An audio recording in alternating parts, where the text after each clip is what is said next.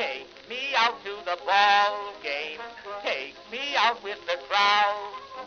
Buy me some peanuts and cracker jack. I don't care if I never get back. Let me root for the home team. If they don't win, it's a shame. For it's 1, 2, 3 strikes, you're out at the old ball game.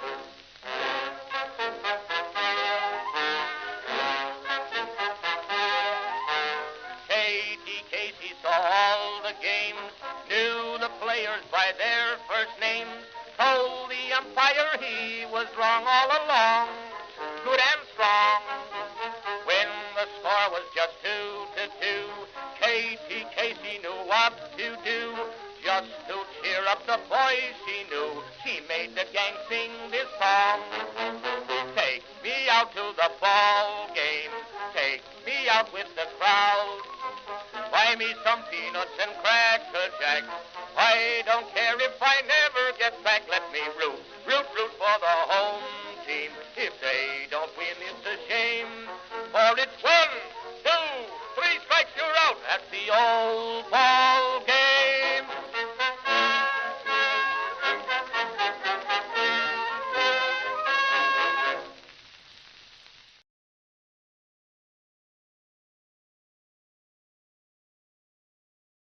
Okay. Let's see. Testing. Hi.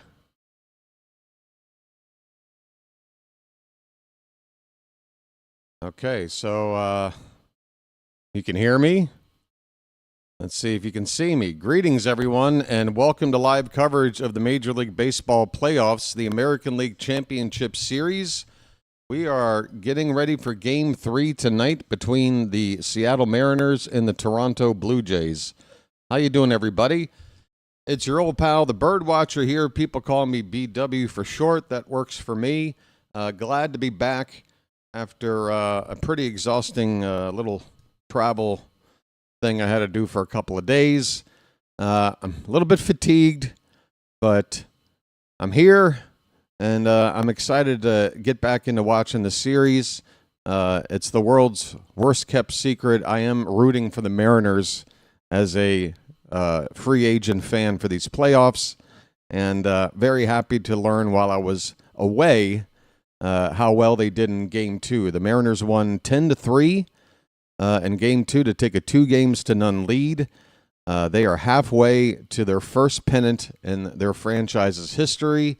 Once again, in case you didn't know, the Mariners are the only team in baseball to have never won a pennant, and they have been around since 1977, the year I was born, folks. And do I look like a young man to you? You can say yes. You can defeat my point and say, yes, you look like a young, handsome man. And what are Mariner fans worried about? I'm almost 50, folks.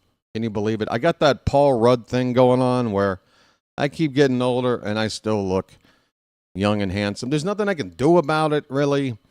I've looked into it. Just, folks, sometimes you got to deal with the hand you're dealt. You know what I mean? But I'm getting off topic here. Game 2, the Mariners, even though I didn't watch, I visited the box score. They hit 3 home runs on the night, 2 of them some Earl Weaver specials, one in the first inning by Julio Rodriguez. Polanco had another home run. Josh Naylor homered, so they're 3, 4, 5 batters all hitting home runs. Nobody hit a home run for Toronto. 3 separate innings with 3-run rallies in that 9-inning frame for Seattle. So I wasn't watching, but on paper it looks like their offense is churning right now, doing well, and the pitching. They didn't even have to use their high leverage guys. They only got 3 innings out of Logan Gilbert, and then they got 2 innings out of guys like Bizzardo. God, I can't remember off the top of my head, but not Gabe Spire, not what's that right-handing guy with the slider, Matt Brash, and not their closer Andres Munoz. So those guys will have had a couple of days off and definitely be available tonight if the Mariners or playing a close game or have a lead or whatever. For Toronto, obviously, they're in a position where they must win.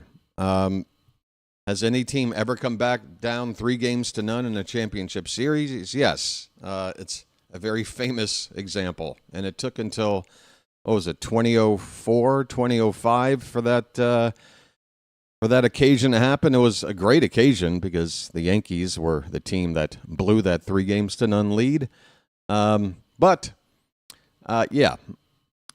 the Blue Jays need to win tonight. If they have any realistic expectations of winning this series, they need to get back into it tonight. The pitching matchup for tonight, it's going to be Shane Bieber for Toronto. He has no record in the postseason, a 6.75 ERA. He's only pitched 2 2/3 innings, and he gave up a couple of runs.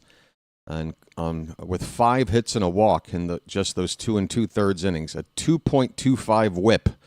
So it sounds like he's made one start. It didn't go that well, but he didn't take the loss. For the Mariners, George Kirby makes, I believe, his third start. Or no, it might be his second start with that long relief appearance in Game 5 in that division round series against the Tigers. 10 innings pitched. He's done well with a 2.70 ERA and a flat 1 WHIP. That is 9 hits and 1 walk in 10 innings, 14 strikeouts. Good numbers for Kirby. Despite that, and even with this game being in Seattle, home field advantage, pitching matchup seems to favor the Mariners. They are up 2-0, playing Toronto head-to-head. Yet the matchup predictor, I'm looking at here on ESPN, giving their teams their percentage chance of winning. They favor Toronto, 53 to 47%. I guess maybe they just feel like the Blue Jays are too good of a team to lose 3 in a row to Seattle. Maybe they're just due. Anyway, starting lineups. What time is it? It's 3 after the hour. Let's go ahead and get this game up. I'll tell you the lineups in a sec. I want to make sure I can find the best possible stream here. The playoffs have been a bit of a train wreck in terms of coverage. Normally in the regular season, it's no problem. I sign into MLB TV and I get my game, and now I can't do that. I need a backup plan. Let's see. Commercial break in progress. This looks like where I need to be. Okay, we'll just wait here for a while. For the Blue Jays, their lineup. George Springer will lead off and DH. Nathan Lucas is in left field batting second. Vladimir Guerrero Jr. at first base will hit third. Anthony Santander, hey, buddy. They've moved you up to a spot in the lineup that I'm used to seeing you in. A cleanup hitter for Santander, hitting behind Guerrero, playing in right field tonight. Alejandro Kirk is the catcher. He'll bat fifth. Dalton Varsho will hit sixth and play center field. Addison Barger at third base, batting seventh. Hitting eighth is Ernie Clement, second baseman. And the shortstop batting ninth, Andres Jimenez. For Seattle, leading off playing left field, Randy Arozarena. 60 home run hitting catcher Cal Raleigh will bat second and work behind the plate. Julio Rodriguez, center fielder, will bat third. Jorge Polanco, the cleanup hitter, at second base. Josh Naylor will bat fifth and play first base. Eugenio Suarez, third baseman, hitting sixth. Dominic Canzone, who's pretty much DH'd only when he's been in the lineup. He's doing it again tonight, hitting seventh. Victor Robles is in right field, batting eighth. And finally, J.P. Crawford, the shortstop, will bat ninth. Bo Bichette is still out for Toronto. Brian Wu is on the Championship Series postseason roster for the Mariners. If they win tonight, they might not need him and can preserve him for the World Series. But if Toronto does get back into this series and it goes beyond 5 games, I would imagine Brian Wu is going to make his way into the conversation, enter the chat of this here series. Anyway, that pretty much wraps up lineups, pitching, and the fact that I admittedly am behind in what's going on because I've been out of town a couple of days and basically sleeping most of the past 24 hours, or trying to anyway. That's more accurate. So I'm ready to go. How you doing, Charm City chat? I'm going to try to refresh this streaming page and see if I can get a monitor up. There are some issues going on with YouTube in the past hour or so that I've noticed. What's going on? Don't know. There are 10 people here, and one of them is Rhino. Oh, I just ballooned to 13. All right. Folks, I'm cooking with gas. Here's a just might as well tell you now announcement.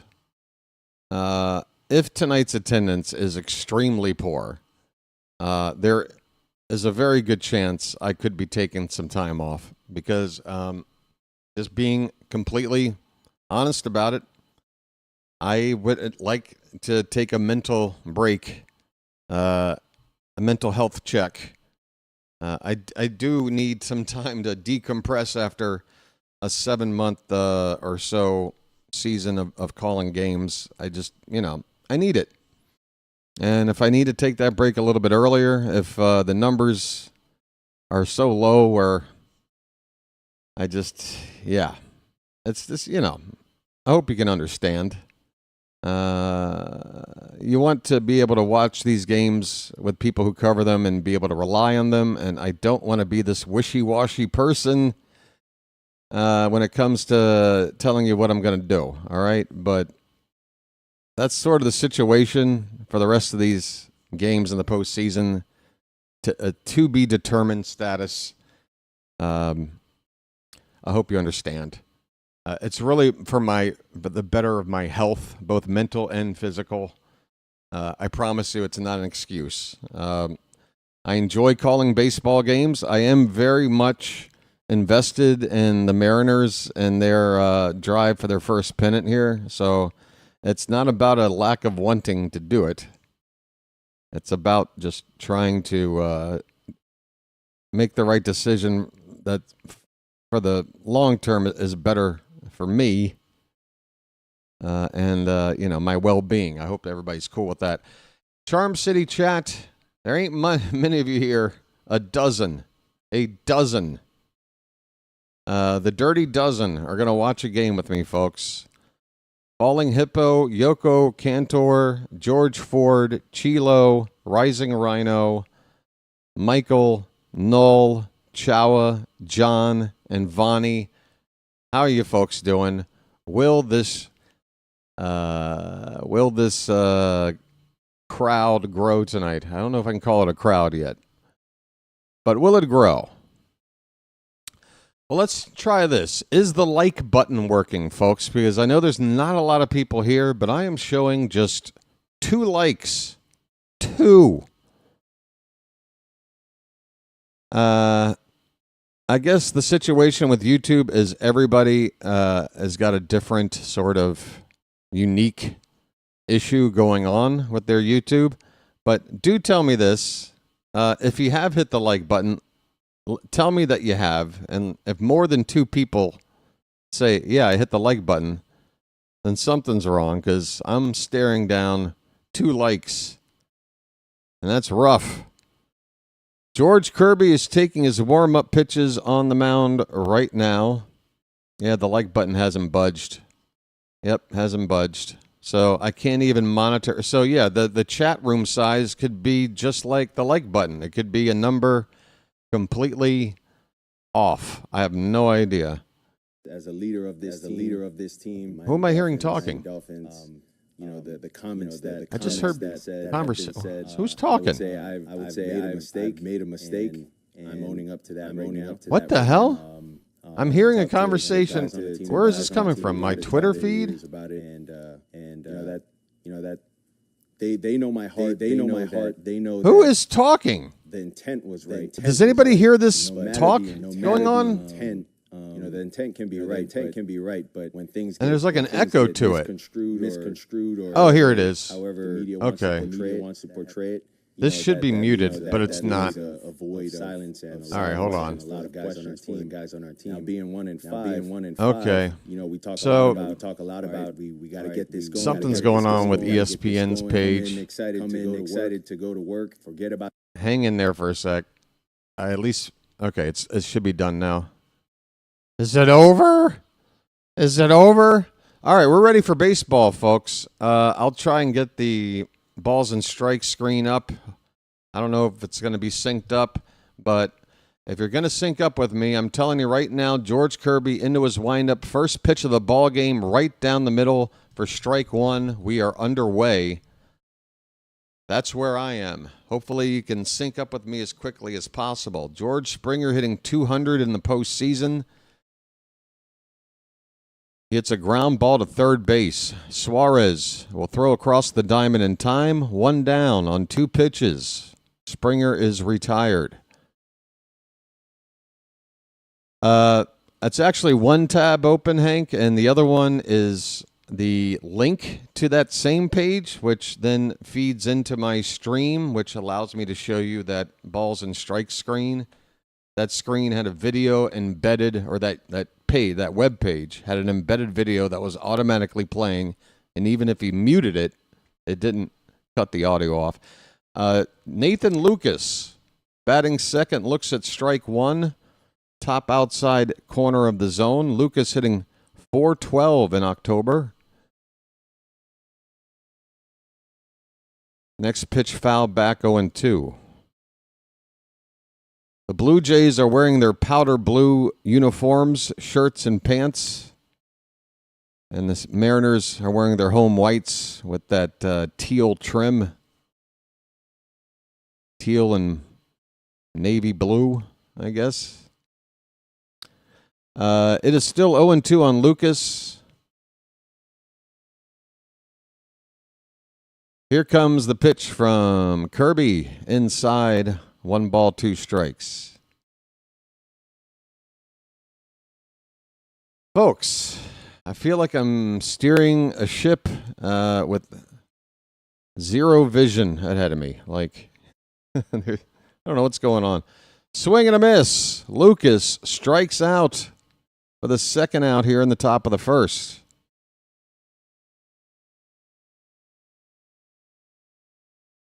Looked like a fastball, about belt high on the outside part of the plate. Here is Vlad Guerrero Jr. The big bat here in the Blue Jay lineup takes low and away for ball one. Vlad having a fine postseason, hitting .375, 3 homers, 9 driven in, OPS well over 1,000. Into the 1100s, actually. Fouls the 1-0 pitch away. It's 1-1. Charm City chat. Folks. Well, let's see. What batter is this? That's Lucas's at bat. That's been over. Guerrero with a high bounce to third. Nice pick by Suarez, but it's a bad throw to first. And the ball will get out of play. So Guerrero will get awarded second base. Had the ball stayed in play and Guerrero stayed at first, I don't think this is an error. It's a above average play. I think. Well, it's gonna be easy because with the ball leaving the field of play, you're gonna have to charge Suarez with an error because Vlad gets to second base. But you could maybe give him 2 errors. One for not... It's a hit. Okay. They've scored it a hit and then an error to get to second. All right. It is now Anthony Santander's turn. And sorry, I've left this screen up for no reason. Let's see if a refresh helps. Let's see how ahead it is. It's 0-1 on Santander. Looks like I'm 2 pitches behind. That is high. The count is 1-1. even though I already know it's going to be 1-2, and apparently after the 1-2 pitch, the inning is going to end. So guess what? You're just going to have to stare at my ugly mug while I call the ball game. Somebody did send me, I think it was Phantom, swing and a miss by Tony, 1-2 the count. Oh, there goes that. Okay, I'm just going to have to cut this audio off. Is this going to play between every inning? Oh, we've got Ghosts in the Shell tonight. Ghosts in the Machine, I think I meant to say. 1 ball, 2 strikes on Santander. 2 down, runner at second. Kirby with a couple of looks to second base. The pitch is upstairs. 2 balls and 2 strikes. Well, I must be way behind because this inning is still going on. Folks, I hope you find a way to be able to enjoy this game along with me and sync up because it's October. Things are getting a little Halloween-y around here. Swing and a miss. Santander strikes out. The Mariners keep the Blue Jays from scoring. Toronto leaves a man at second base after a hit and an error. Got Guerrero into scoring position. We go to the bottom of the first. Toronto nothing, and the Mariners are coming up. All right. Hi, everybody. All right. Yeah, this is tough. This is tough. I kind of need to know what the reality of this turnout is during this game, and I don't know if I'm going to get that. Well, the likes have gone from 2 to 3, okay? But that can't be right. Well, how is it able to move up 1 when more than one person told me they did it like 5 minutes? I don't know what's going on.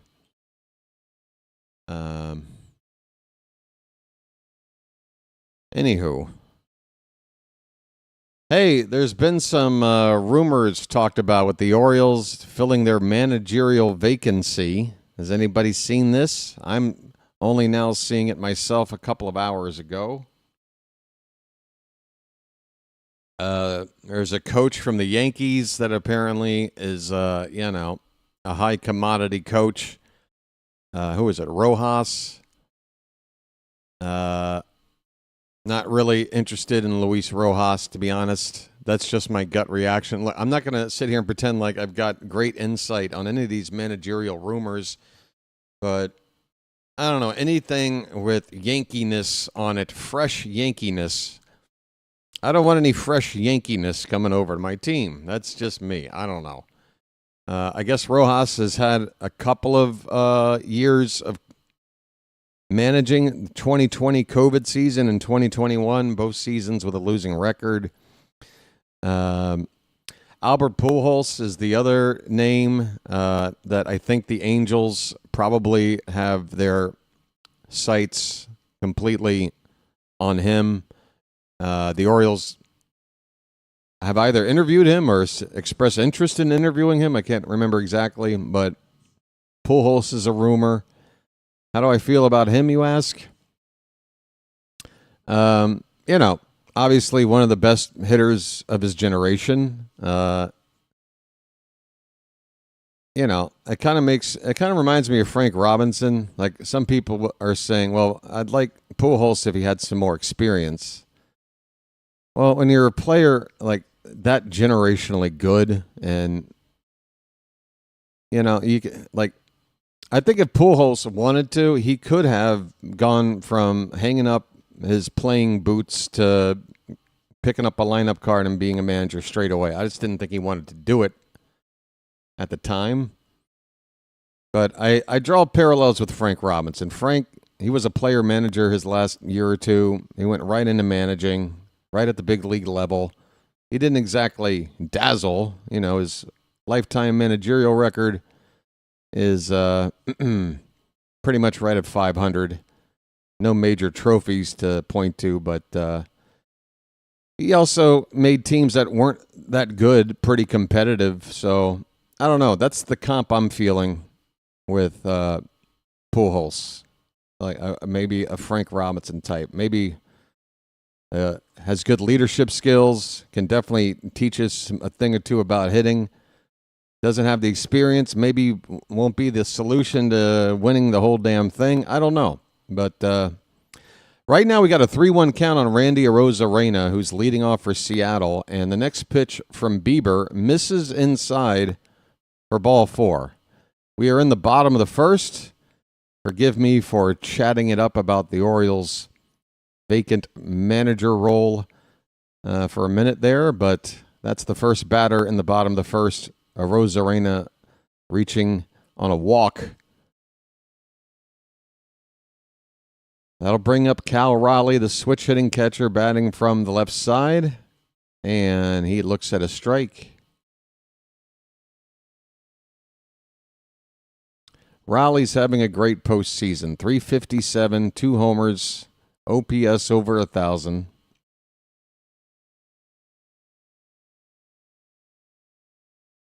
And he drills one foul off to the right. If the Mariners do what they've never done before, they don't have to win a World Series. They just need to win this series. And they will have already accomplished something that they have never done before. And that will automatically make this one of, if not the greatest, most memorable seasons in this franchise's history. And Cal Raleigh will be the name you associate with this season. A very special year at the catcher position, which, folks, I ain't going to lie, that was my position. And I just love to see a catcher accomplish something like this. I don't think we'll ever see it again, but never say never. Cal Raleigh with a count of 1-2 strikes. Okay, that's where we're at. Runner at first, nobody out. The 1-2 is low and in. 2 balls, 2 strikes. Well, the likes have moved up to 9. Do I hear double digits? Yeah, folks, I know that the postseason isn't supposed to really reflect on the MVP voting, but you can't tell me that if Raleigh doesn't help lead this Mariner team to their first ever pennant while the Yankees got dumped in the division round, that isn't going to add to Raleigh's case to take that MVP award. Here's a fly ball to left field near the foul line. It'll be caught just over in the foul ground. And Arozarena was near the second base bag, had to hustle back to first after the catch. Raleigh's retired, 1 down in the bottom of the first. That'll bring up Julio Rodriguez.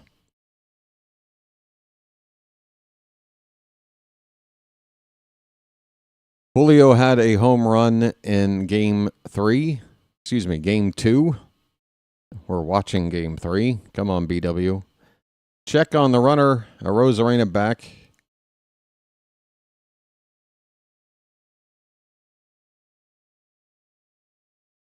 A 30-30 season at the plate and on the base paths for J-Rod in the regular season.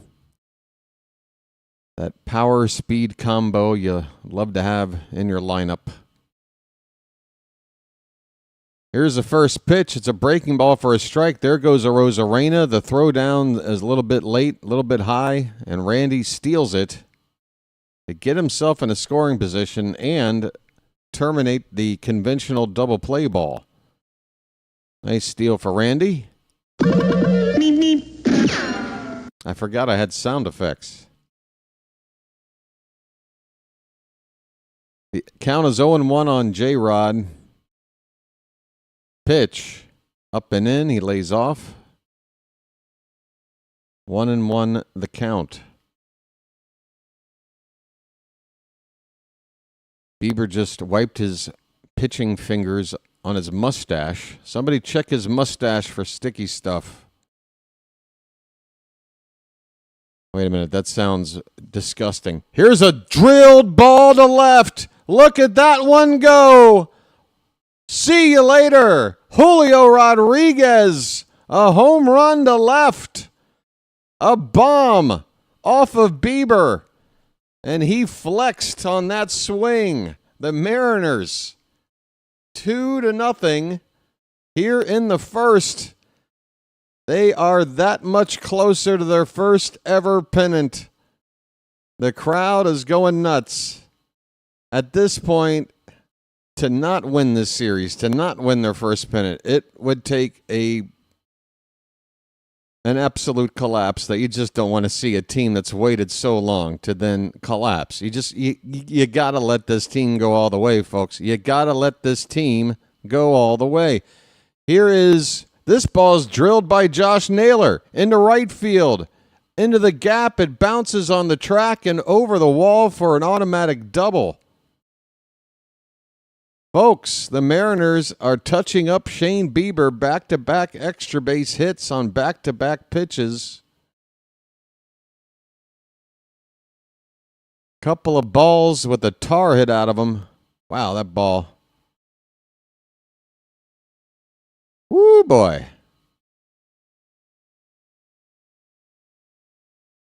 Folks, they are sleepless in Seattle, and they're happy about it. Oh, wait, Naylor's up now. I'm sorry. Who just batted left-handed before? My deepest apologies. How did I screw that up? That was Polanco. Sorry, Polanco just got the double, folks. I'm sorry. Naylor at the plate now. The two couldn't have more different body types, and I still misidentified the batter. Naylor takes a pitch in the dirt. The count is a ball and a strike. Naylor had a 2-run homer in Game 2.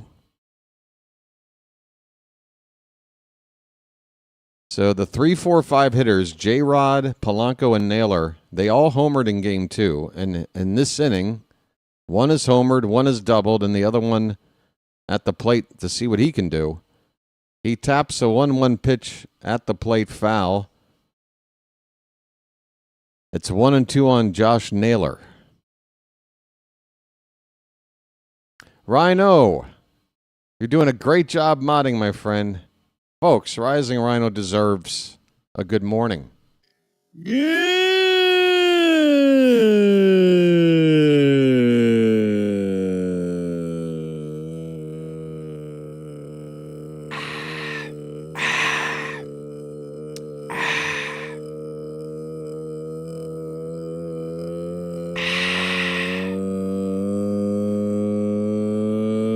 Shut up. 1 ball and 2 strikes on Naylor. Pitch in the dirt, 2-2. I don't have time, dude. Sorry, your good mornings literally last until noon when it's not morning anymore. Kind of defeats the purpose of saying a good morning. Hurry up and just say it. It would be a better morning if he would say good morning in 2 seconds or less. Swing and a miss by Josh Naylor, and he strikes out. 2 down in the inning.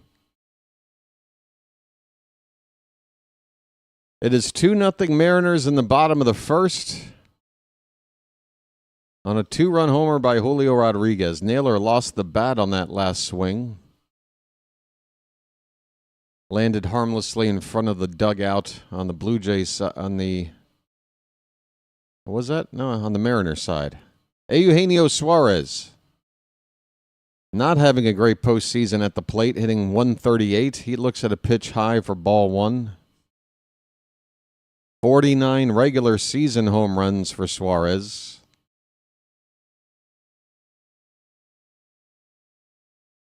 He gets a pitch, a slider, right in the heart of the plate, fouls it away. 1-1 the count.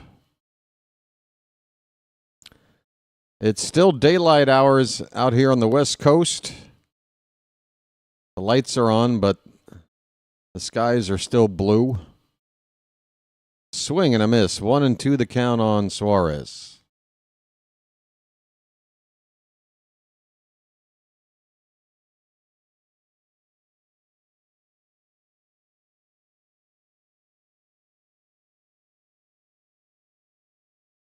Bieber with a look at second base. Here's the 1-2. That ball's lifted A pop-up right behind the infield, right on the lip of the grass to the outfield there. Catch is made by the shortstop to end the inning. But the Mariners get on the board early with a 2-spot, a J-Rod home run, his second in as many games. And we go to the second inning here. Seattle have a 2-0 lead and a 2-0 lead in the series. They are looking good, and probably if they continue this, they're going to be playing the Dodgers, and it's going to be a David versus Goliath situation if ever there was one. One team on paper is supposed to win the World Series. They won it last year. They're supposed to win it this year. I got a feeling when we look at all the rosters heading into opening day in 2026, 2027, 2028, I'll go 3 years in the future and say that on paper the Dodgers are probably your World Series contenders. On the other side of the table, if they can get the job done here, you got a team that's never, ever been to the series. Ever. I want the Mariners to go all the way. I love an underdog story. You need to commit to sticking with. I know there's a reason I addressed my situation. It was to provide transparency about my mental and physical health, and I'm going to just follow what my body and mind tells me to do. And again, I apologize for being wishy-washy about it, but I don't know how else to do it. I was about to make a community post when it was about 2 a.m. my time. About 4 hours. I couldn't go to bed last night. I could not go to bed last night. I was struggling. I'm not going to go into the details, but I wasn't sure if I would be fit to call this game today. I wasn't even sure. I was going to make a post saying, hey, just letting you know that if at the time this game is supposed to start, if this event hasn't started yet, it's probably because I'm asleep, because I have not fallen asleep yet. But long story short, Null, I can't commit. That's the whole reason why I said I can't commit. But I want to. If that helps, everything about me putting aside physical and mental issues wants to call the Mariners until it's all over. Okay? I do okay, but I thank you, Null. Appreciate it. Believe me, Rhino is encouraging me all the time to, push myself and keep, trying new ideas and encouraging and thoughtful advice. But I have to balance, doing everything I can to grow the channel and do everything right with, just my own well-being. And I'm doing the best at making those decisions. Alejandro Kirk will lead it off for Toronto, top of the second. First pitch was a ball, and the second is a little bit outside. It's 2-0 on Kirk, hitting an even 200 in the postseason.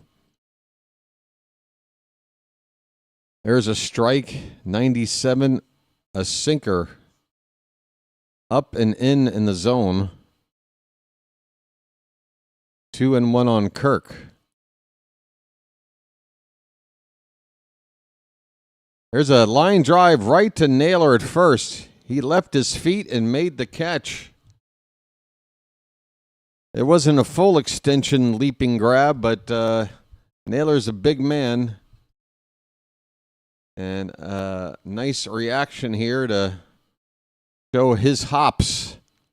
That's a solid 10-inch vertical he's got there. One down in the inning after the line out to first. Here is, who's up? Dalton Varsho. He looks at a slider, top of the zone for a strike. Varsho 304 in the postseason. 2 homers, 4 RBI.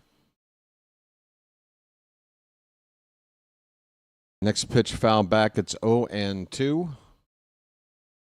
Once again, folks, I think for most of this postseason, maybe the World Series will be different, but it seems to be the case that I can't really use the traditional balls and strikes screen.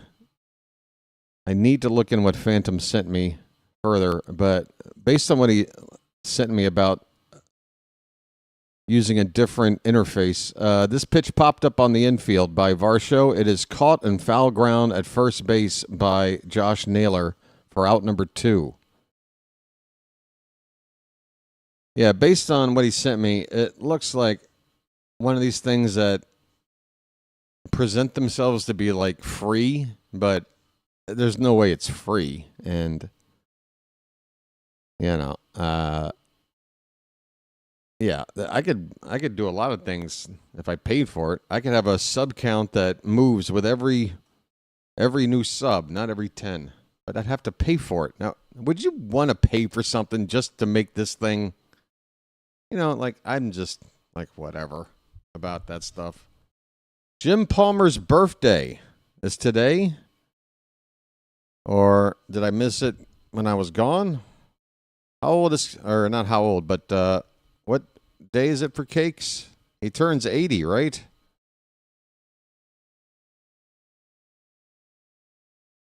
Why is this not working? Here is a ball hit towards center field by Addison Barger. Coming in is Julio Rodriguez, and he'll make the catch to end the inning. 2 scoreless innings out of George Kirby. We go to the bottom of the second. Seattle lead it 2-0. It still says 0-0 at the top of the screen. I'm just now noticing this. What the hell, man? All right. Let's see. Scoreboard. Refresh. What happened? All right. It's just a weird night on the internets, folks. It would appear that way. It's a weird night on the internets. I'll definitely be back in 2026 for Orioles games, John. I got a streak going, and I don't plan on stopping. Palmer. There you go, buddy. 80 years old today. I mean, yesterday for me, but yeah. October 15th, 1945. Oh, my God. You look up Jim Palmer. If you Google his name, look at the first photo that pops up. He's holding a dumbbell, shirtless. He was truly the David Hasselhoff of his generation, wasn't he? Jim Palmer. This baseball heartthrob for an entire generation. Jockey underwear. What this has got to be what is this? What are these images? Oh my God, now I'm finding an entire collection. Holy cow, Jim, you really put yourself out there back in the day, buddy. Wow. Jim is half naked in a lot of photos. Way to go, Jim. The 83 Orioles postseason ERA of 1.31 is the best of all time. See, I would have thought their 66 ERA would have been the best of all time. I mean, they gave up in 4 games to the Dodgers, I want to say 2 or 3 runs, right? Hold on, 66 World Series. I mean, all the games are like 2-0, 2-1. Hold on. Now you got me looking things up.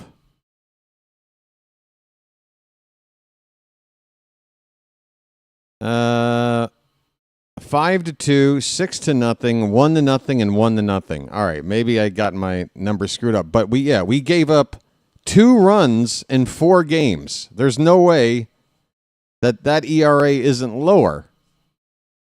That's 2 runs in 4 games. That's an ERA of .50. And that's assuming that the 2 runs the Dodgers scored in the entire series were earned. So even if they're earned, I say, Matt, that you're wrong. That your fact might be interesting, but it's not a fact. I can find a counterexample within our own franchise. that would say that that can't be correct. Dominic Canzone is at the plate, bottom of the second inning. He's got a count of 0-2. Shane Bieber into his windup. Swing and a miss. A curveball in the dirt. Canzone strikes out on 3 pitches. See you later.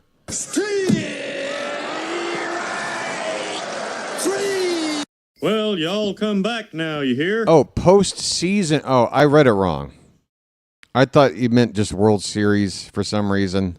So the entire postseason, and maybe, yeah, since the 66 series was pre-division play, just AL winner versus NL winner. So just those best of 7 games, which was only 4 games. Okay. But still, if we're just only talking about the postseason, even though they only played the 4 games, the Orioles put out an ERA of .50 or less. That can't be bested. That can't possibly be bested. I shouldn't say can't possibly. Somebody might have shut another team out 4 straight games, but I doubt it. Victor Robles just struck out. All right, I'm going to do a better job of going pitch by pitch, folks. I apologize. I admit it. I'm being casual. I want to relax. I got my trip out of the way. I can exhale. I want to relax. I'm going at my pace, and you'll just have to put up with it. Here is J.P. Crawford. He takes low for ball 1. 2 down, nobody on. In the bottom of the second. 2-0 Mariners. Swing and a miss, 1-1 the count. Years ago, I was gifted a Jim Palmer plaque with his picture. I hoped to get him to sign it, but it never happened. I hung out at Towson Town Center where he shopped. What a waste of time. Oh, man. This team. It's not too late, man. It's not too late. He's still around. I bet you if I did a little bit of research, I could figure out a way to get that photo signed by Cakes for you. How's that sound? I'm going to look into that. Yeah, Rhino doing a hell of a job modding, folks. He's trying on his mod shoes, and it's like getting right on a bike. No problem. Crawford has a count of 3 balls and 1 strike after a breaking ball missed up and away. And that is strike 2, borderline pitch, top of the zone.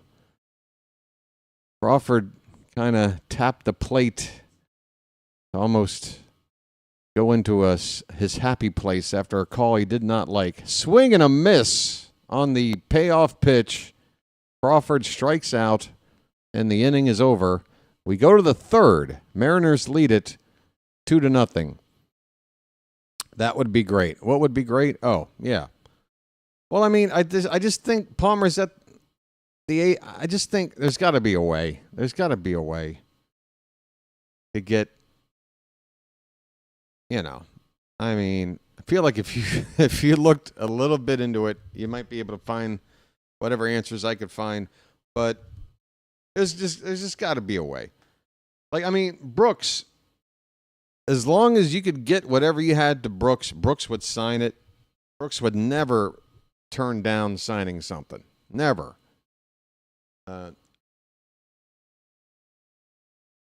don't know. Maybe, you say years ago. I don't know. Maybe Palmer was a little bit more of a cocky guy at the time and just wasn't down with signing everything that came across his lap or whatever. But I feel like Palmer over the years has become more humble and cool and chill. And I just feel like if he had another opportunity to get that thing signed, that he would do it. I don't know.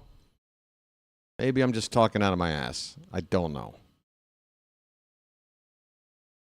I don't know. Hey, Rhino. What'd you think of those photos I sent last night?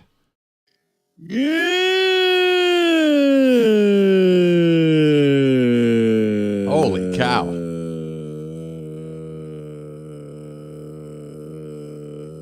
Autographs. The only reason you'd want my autograph is because you're trying to copy my signature to steal my identity. I'm not famous enough to give autographs. Good morning. I love how I said I'm not famous enough. How about I'm not famous? Why am I even qualifying it with enough? I am not and will not be famous. So it's different for us regular people. Right? Rhino Nation! The absolute worst. It's horrendous. I hate it so much. You have no idea. No, you have no idea. You know, because I'm watching it, and then when I take the mask off, I feel like I'm watching a torture video, and then I take the mask off that, and then I feel like I'm watching one of those commercials for dogs that need your help, and some lady singing some sad song. And then I take the mask off that, and I feel like I'm watching. Here's a line drive base hit down the left field line by Ernie Clement on the first pitch of the top of the third inning. Clement pulls one down the left field line for a leadoff double, and the Blue Jays have something to rally behind here. They've got the leadoff man in scoring position, down 2-0.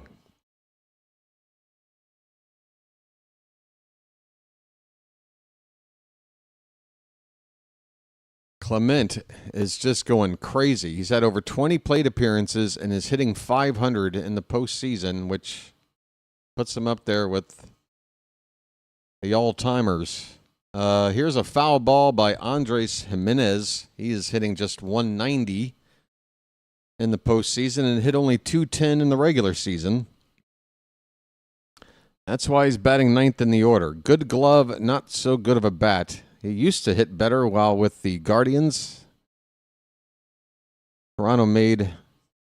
Oh, that ball's hit hard to right. That ball's traveling. That ball's going to go! Welp, there's a first time for everything. Andres Jimenez's first postseason home run is a 2-run shot to tie the ball game, just like that. Andres Jimenez, the number 9 hitter, just .210 on the regular season, .190 in the postseason, comes up with the biggest hit of his major league career, you have to think, to tie this game up 2-2. That dreaded number 9 hitter, right, folks? My, oh my. Back to the top of the order for George Springer. First pitch is inside for ball 1. There's a statue of Jim Palmer at Camden Yards. A woman was taking a photo of the statue, and Palmer thought she would love it if he stood in front of the statue so she could have him in the photo. Yeah, I would imagine if I kind of work and, you know, I'm around an area where there's a statue of me, I would pull that prank or whatever you want to call it a lot on people. Just pop out and go, hey, it's the real me. How you doing? Springer fouls this pitch away. It's a ball and 2 strikes. She didn't recognize Palmer and told him to get out of the photo because he was photobombing. Now, that's funny, too. Here's a fly ball to right by Springer toward the foul line, and making a leaping grab into the sidewall is Victor Robles. What a catch. Robles, he put his left abs right into the wall here. It looks like there's a lot of padding there, but I'm sure that's going to leave a mark. Great catch out there, though, and foul ground for the first out in the top of the third, retiring Springer. Here's Nathan Lucas up, second time 0 for 1.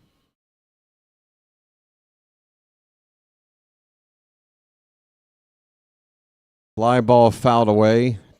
1-1 on Lucas.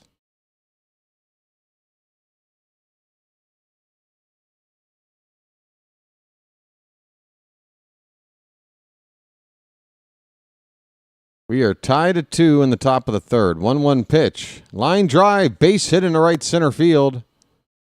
J-Rod will scoop it up and get it back into the infield. Lucas continues his hot October with a 1-out single. Here comes Guerrero.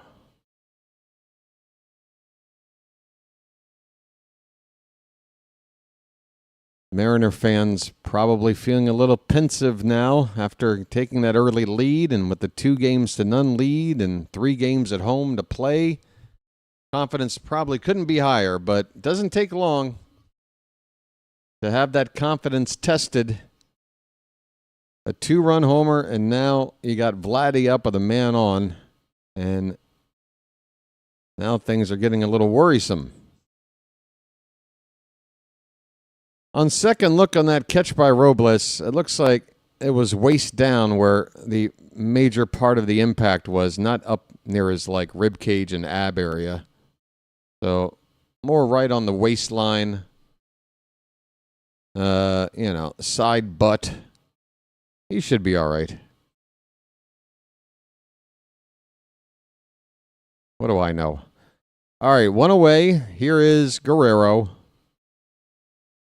Can't really pitch around him here with a runner at first, 1 out.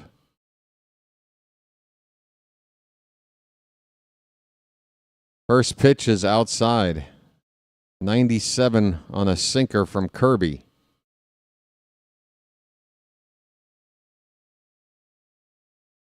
Oh, those Yankee fans in the World Series last year, the one guy that looked like he was missing about 15 chromosomes?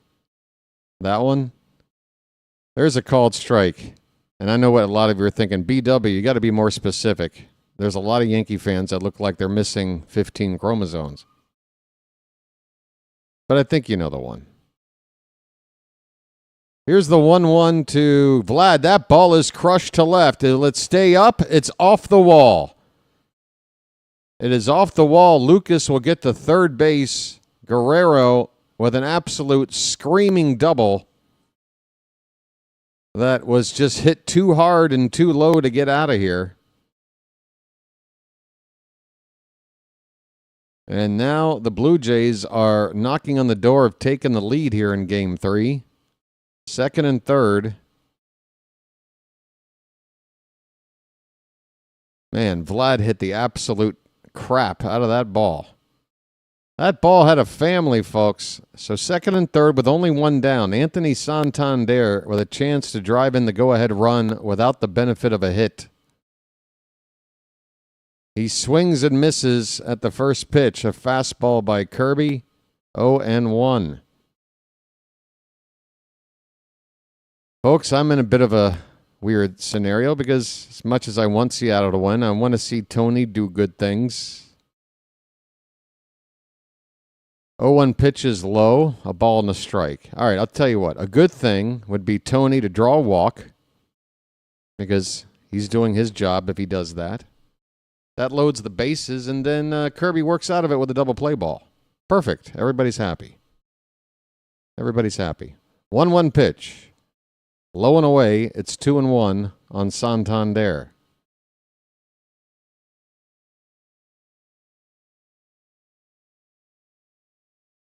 Alejandro Kirk, the human fire hydrant, is on deck.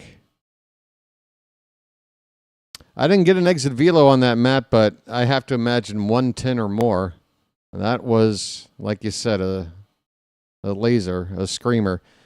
Here's a foul ball to make it 2-2 on Santander, and the crowd is trying to help Kirby get this out without that runner at third scoring. Most fans are on their feet with a 2-2 count to Santander. Here comes the pitch. Late is off a pitch low for ball 3. Full count. Full count for Tony. I need a lucky.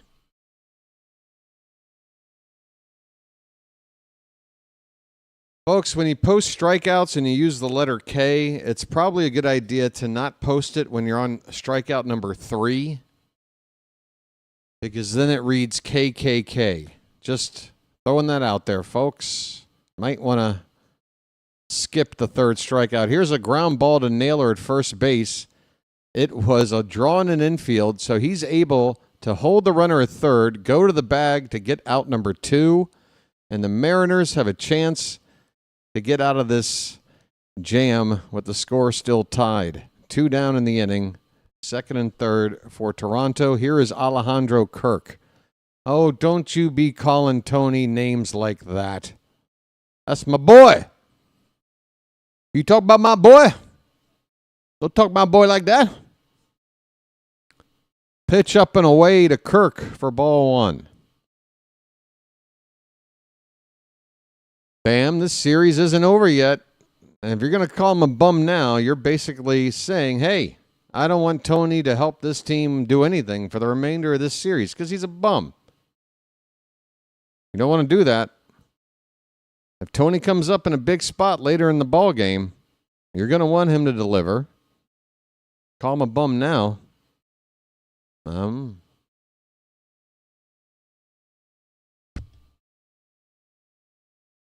on Alejandro Kirk. Pitch low for ball 3.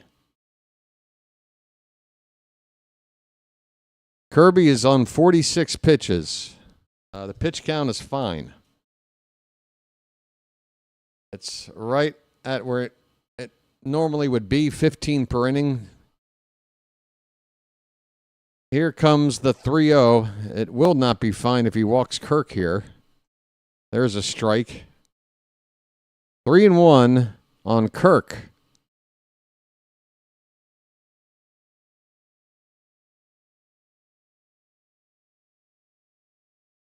Varsho would come up to hit next if this inning continues.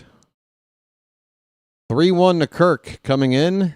Low and away, ball 4. Kirk never even started a swing. Not close. It's a bases loaded situation here for the Blue Jays, with Dalton Varsho coming to the plate. Looks like there's going to be a mound meeting for the Mariners. Wow, the first 2 games, the Blue Jays, after the first couple of innings, have not done anything. 1 for 42 after the second inning in the first 2 games at the plate as an entire team. 1 hit and 42 at-bats. It's nuts. They've got a few here in the third tonight, I think. Yeah. Oh, yeah? Huh, yeah. All right, so look, we got bases loaded. It is Varsho versus Kirby with 2 down. Here comes the first pitch. That one, boy, Raleigh stopped a near wild pitch from getting away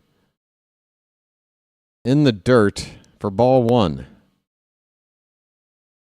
Varsho, 321 lifetime average with the bases loaded.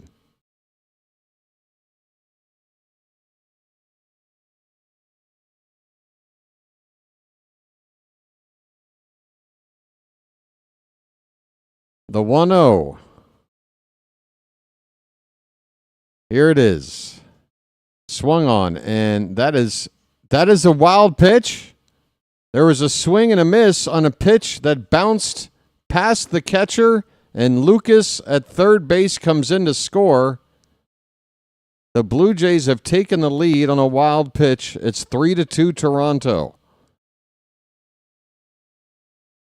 Just moments after Cal Raleigh made a nice play to keep a ball from getting away. This time, he doesn't do enough to block it. But that swing from the batter in the process probably didn't help. Line drive to right. That ball's hit deep. That ball is off the wall. Robles misplays it, and it gets away. Alejandro Kirk comes in to score. The Mariners have scored 2 runs on this double. They now lead it 5-2. Toronto has blown it open with a 5 spot here in the third inning on George Kirby.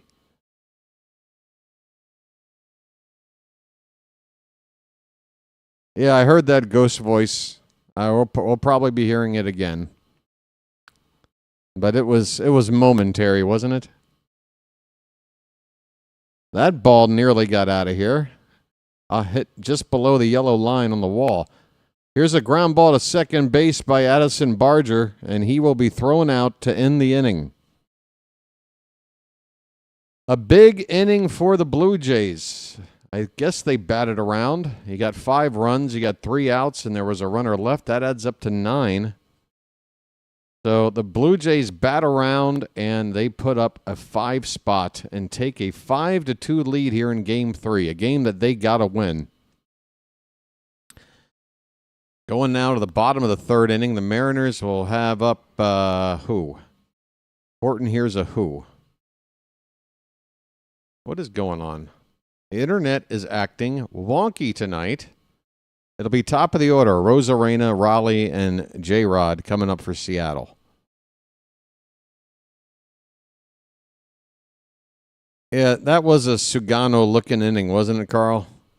If we had saw more of Kirby's junk poking out of his pants, we would have sworn we were watching Sugano. Hey, folks, I don't believe the like count is accurate because I just know that Charm City Chat is way more supportive than these numbers are indicating. Once again, YouTube is having some issues tonight, and it's hard to figure out what the data, what's real and what isn't. But it's showing me only 17 likes. It can't be real. It can't be true.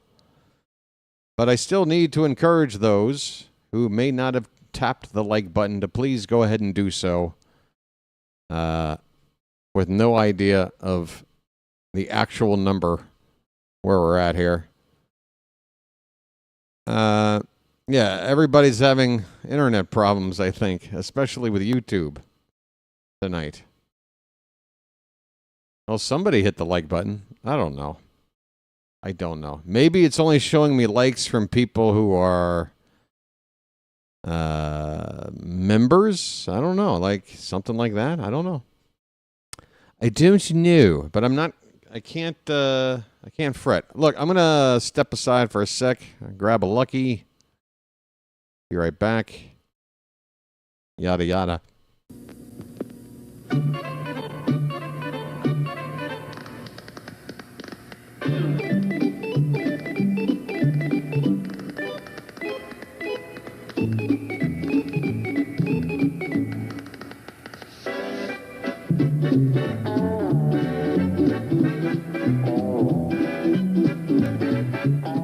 He met a strange friend in the Chesapeake Bay when Mondi the monster. All right. Folks. Yep. All right, we're underway. Bottom of the 3rd, a Rosarena. First pitch is a strike from Shane Bieber, who is now working with a 3-run lead. Rosarena walked his first at-bat, takes strike 2.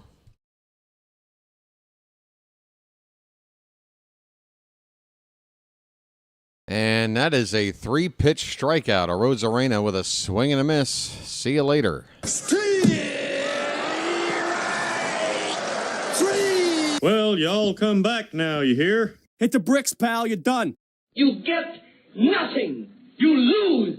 Good day, sir. How about this? Peace, love, dope. Now get the hell out of here. Here's Cal Raleigh 0 for 1. Swing and a miss on a changeup from Bieber.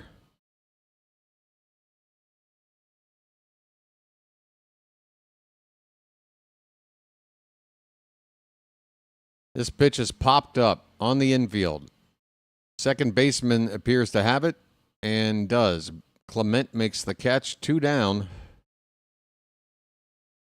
Not much of a response yet from the Mariners after giving up 5 runs in the previous frame with the top of their order. 2 men away for Julio Rodriguez.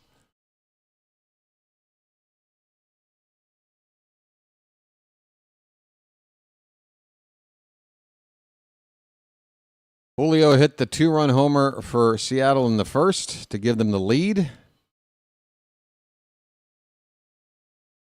Now up there with the bases empty. On a 0-1 pitch, he looks at one off the plate outside. 1 ball, 1 strike.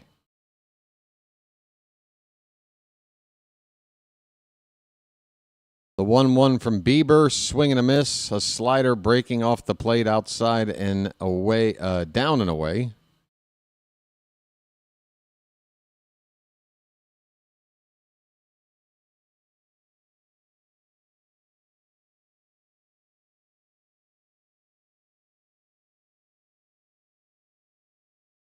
The 1-2 pitch. Low, maybe outside, 2-2. Yeah, folks, my MySpace page is down. I can't get into Prodigy right now. Net Zero is down. Here's a ground ball hit softly to third. Barehanded pickup by Barger, but he's going to put it in his pocket. It's going to be an infield hit. A 2-out infield hit for Julio Rodriguez. As the leader of this team, and Miami Dolphins. There's the ghost. You know, the comments. Folks, you might just... Yeah, these are the new hot websites I've been checking out lately. MySpace. I'm starting to get into Netscape. That's interesting stuff. 2 down for Jorge Polanco, runner at first. I'm joking, folks. There's a strike. Polanco with a double to follow that J-Rod homer last time through the order.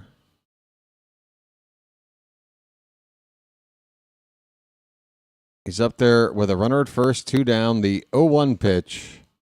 Hit in the air. Center field. Plenty of room there for Varsho to make the catch, and the inning is over. Mariners don't have much of a response after that 5-run Blue Jay inning. Rough third inning for Seattle. We go to the 4th. Toronto leads it 5-2. All right. Yeah. What are some other... Oh, how about this? How about eBay? Remember when, like, eBay was, like, a top 3 website in all the internet? My dad was obsessed with eBay. To him, that was the only reason the internet existed, was for eBay. And he was bidding. He got addicted to bidding on stuff just for the sake of the bid and, like, trying to outbid or outmaneuver somebody, like he was Gordon Gekko in Wall Street. I'm like, come on, Dad. What are you doing?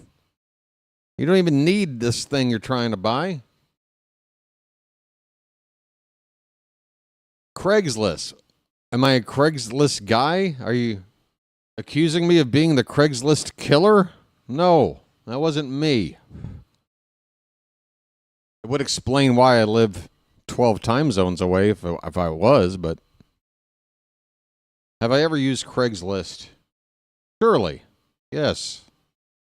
For a minute or two. Facebook Marketplace. I actually use that out here in Thailand. I've purchased a few things with Marketplace out here. Let's see. There was a tripod that I have yet to even have a use for, that I bought from somebody. What else? Couple of things. Deal Dash. Is that food delivery? What is Deal Dash? We're still in a commercial break, folks. 5-2 Blue Jays.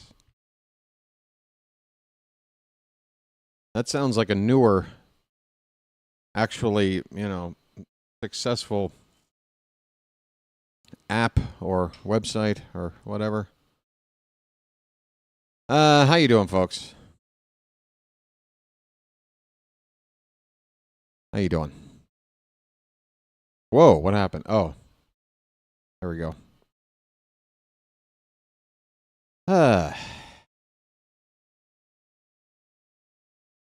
Why is this commercial still going on? It's still a commercial. Okay, there it is. There we go. That was a long break.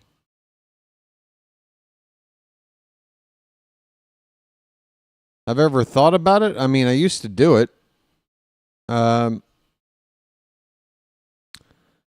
know, I got a brand I like and buying it, and you know, laziness, I guess. I got used to rolling something different for a couple of years out here until they took it back off the market. We got Ernie Clement at the plate. He's got a base hit in the game already. And he's just been super hot at the plate here in October. He's got a count of 2-0. Kirby still out there after giving up 5 runs. There's a strike. 2-1 the count. Hey, you know what I heard is now going off the air? MTV, or at least music videos as we know it. I can't exactly figure out what I'm reading because from one source it looks like MTV is shutting down completely. And then I read another place and it sounds like it's just in the UK. There's a strike to Ernie Clement. The count is full. So, folks, late night talk shows are going the way of the dodo bird. MTV is fading away. It's all getting replaced by TikTok videos and AI slop. There's a called strike 3 for the first out here in the 4th. Ernie Clement called out on strikes looking. Well, yeah, I mean, folks, you don't have to tell me that MTV has been unwatchable now for a long, long, long time, but it's still, you know, for my generation, it has a whole lot of meaning. It does. It just does. Here's a swing and a miss by Jimenez. The count is 0-2. 1 out, nobody on. Top of the 4th. Kirby now up to 60 pitches.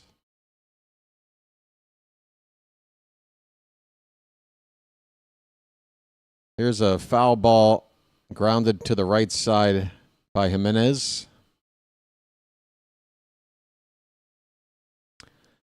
That is a salient point there, Matt.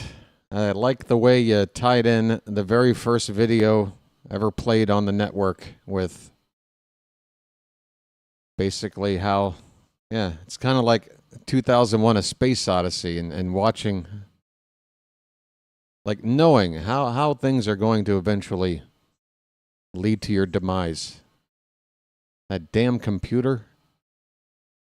Swing and a miss. Jimenez strikes out. 2 down in the inning. 4th strikeout for Kirby.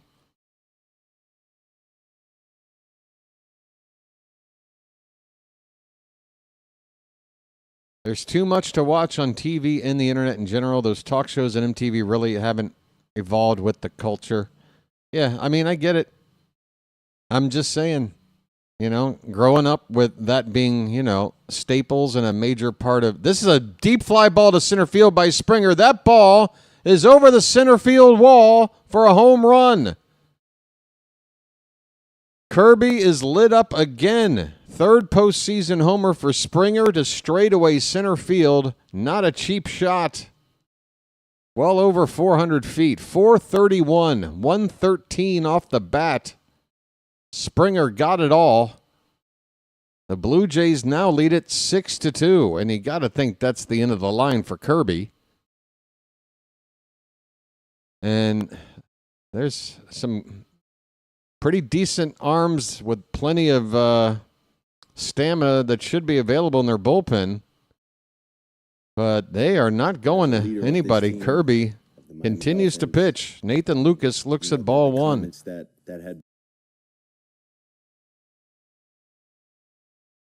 There's a strike. Count even at 1 ball, 1 strike. Folks, I can't really make heads or tails when it comes to handling the starting pitchers in postseason games because some guys look like they're doing great. They only give up 1 or 2 runs, and they get pulled after 3 innings of work. And you wonder, gee, they show just one small sign of a little crack in the armor or whatever, and you're going to Send him to the shower. Meanwhile, we got Kirby out here. 6 runs given up. Here's a tapper on the first base line, picked up by Kirby. Lucas will be thrown out to end the inning. But Toronto adds on with a solo shot to dead center field by George Springer. One George with a home run off another. Springer off of Kirby. It is 6-2, Toronto, going into the bottom of the 4th. All right, I got to now close the door that I had opened to enjoy my lucky. I will be right back.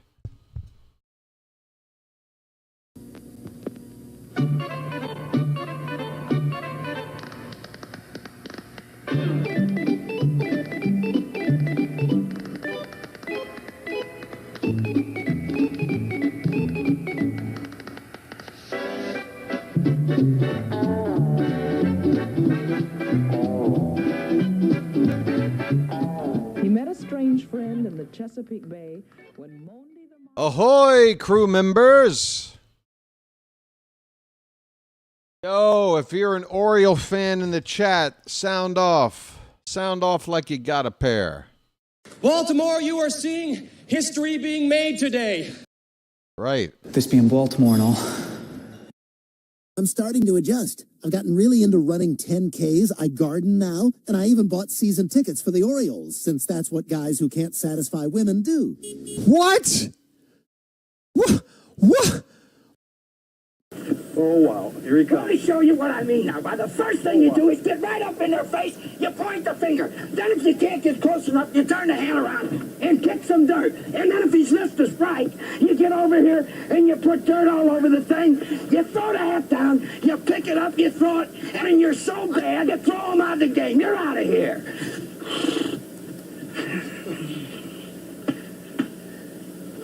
That's the way a major league manager should. I learned something, buddy boy. Oreo.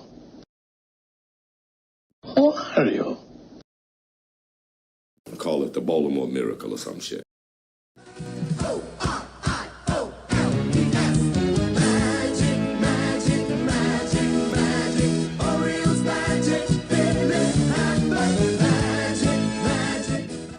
Folks,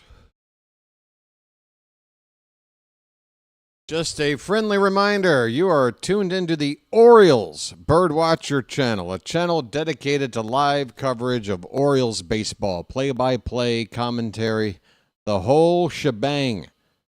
But Baltimore season ended at the end of September.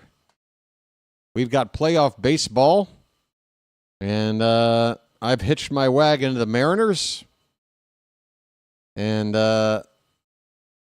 they got a 2-0 lead here in the ALCS, but they are trailing here against Toronto in Game 3, 5-2. Josh Naylor, first pitch swinging in the bottom of the 4th, fouls one away. It'll be the 5, 6, 7 batters due up for Seattle.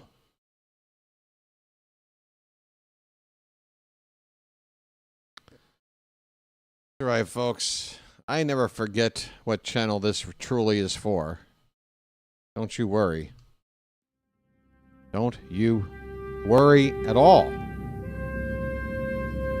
Somebody wants to say hello.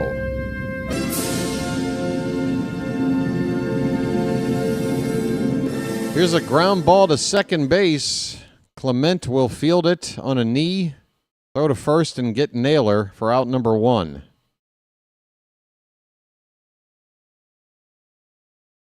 Folks, the hat is just hanging out. The magic has been turned off.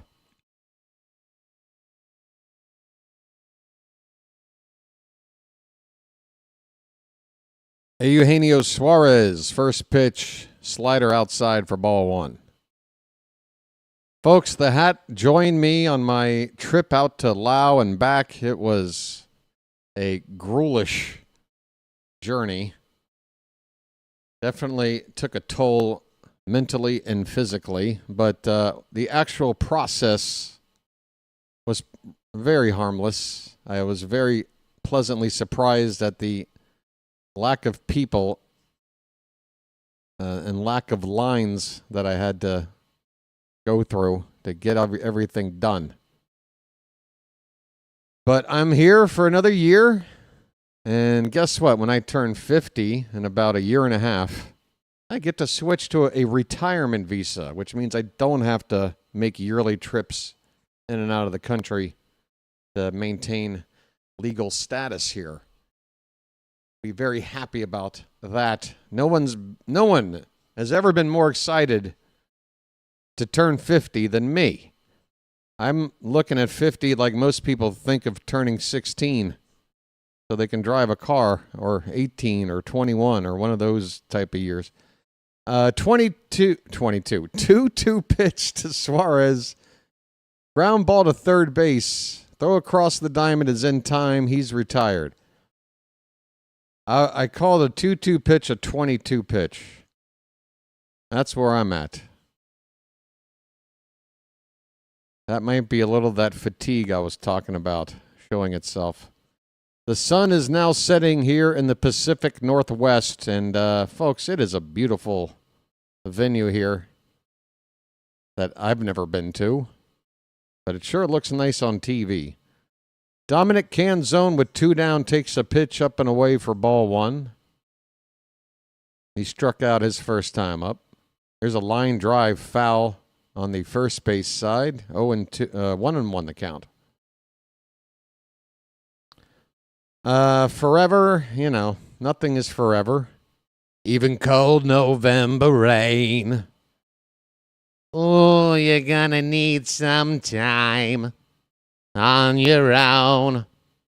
Oh, you're gonna need some time all alone. Yeah, but I love it out here. I do. I've been around. I've been to a lot of different corners of the globe, and for whatever reason, when I got here and got to stay here for a little while, I just felt like a shoe. You ever try on a shoe and you're like, that's the shoe. That's the shoe. This is comfortable. I feel like I'm walking on a cloud. That's what living here feels like, I guess. Nothing's perfect. You got your positive and negatives like anywhere else you might live, but it's right for me. Dominic Canzone has a count of 2-2. He just fouled off a pitch. 2 down, nobody on for the Mariners in the bottom of the 4th. They trail by 4. Shane Bieber now up to 60 pitches. Wait, which Hepburn? Audrey or Catherine? I'm guessing a Catherine. Is there a lot of tremolo in my voice? Here's a fly ball to left near the foul line, going into foul ground, and whoa, crashing into the side wall is Nathan Lucas. He does not come up with the baseball and appears to be okay after running pretty much full speed into the sidewall.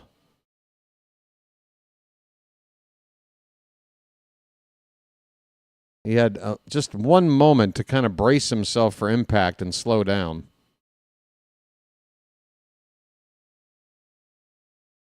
He's all right. 2-2 on Canzone.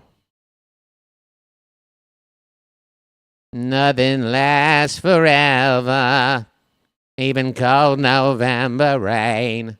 I do sound like Katharine Hepburn. You're right. I never realized Axl Rose and Katharine Hepburn have a similar voice. I'm just now making the connection. Thank you for that. It took me 40 years, nearly. Swing and a miss by Canzone. He strikes out, and the inning is over. We head to the 5th. Blue Jays lead it 6-2. I would go to Thailand for the medical tourism. They have very good medical facilities there at affordable price. Noel, I'll go ahead and just let you know. I suffered a heart attack out here back in 2021. Like late 2021. Just when COVID stuff was starting to get back to normal. And I had to get heart surgery. triple bypass. And I was given, the entire treatment, surgery, recovery, everything out of pocket for a fraction of the cost it would have cost me with insurance living back in the States. Now, that's not like the sole reason I choose to live here, but it sure as hell is good for peace of mind that you can have some sort of medical emergency and not go bankrupt over it.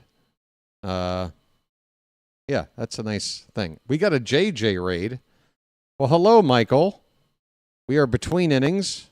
JJ is doing a raid, and I would love to see the amount of success that this raid is going to yield. We've got Michael and we've got JJ. How you doing, JJ? Thanks, buddy. Folks, play-by-play with JJ.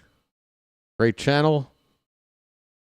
Check it out if you haven't already. And if you tap his name right there in the chat, it should bring up a link. It says go to channel. Don't expect much. Well, I don't even know. JJ, let me ask you this if you can hear my voice. Are you experiencing issues with your data on your stream tonight? Because YouTube is doing weird things. I don't know if I trust the numbers I'm looking at right now with the like count, with the view count, and the whole spiel. Are you experiencing something similar, sir? If so, I guess we cross our fingers and hope we have good streams when the numbers straighten themselves out later. But right now they seem to be off to me. We are in a commercial break, folks, and thanks again to JJ for popping in and trying out a raid. He got Michael to say hello. A one-man raid, folks. Let's go. It's the thought that counts, right? Frank is here. Hello, Frank.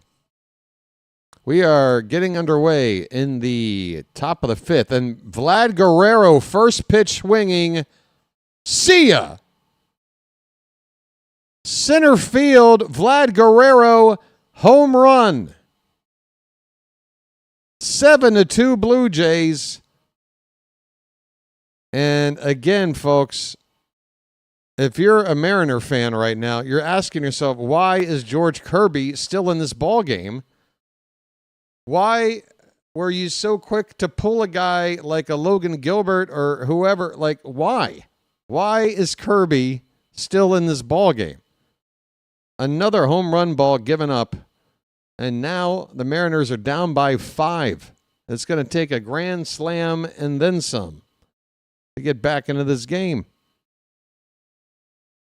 Here's Anthony Santander. First pitch is high for ball 1. Yeah, home run by Vladdy. I'm a little bit behind, JJ. But I'll catch up with you in the Discord. All right? Yeah, we're watching a Ragsdale right now. We're watching a postseason Ragsdale. Anthony Santander with a 2-0 count.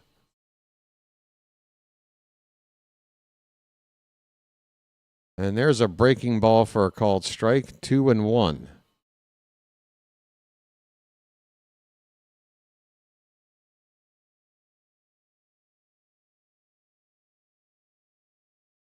Another curveball. This one off the plate outside. 3-1 on Santander, who's 0 for 2. And still looking for his first postseason home run ball.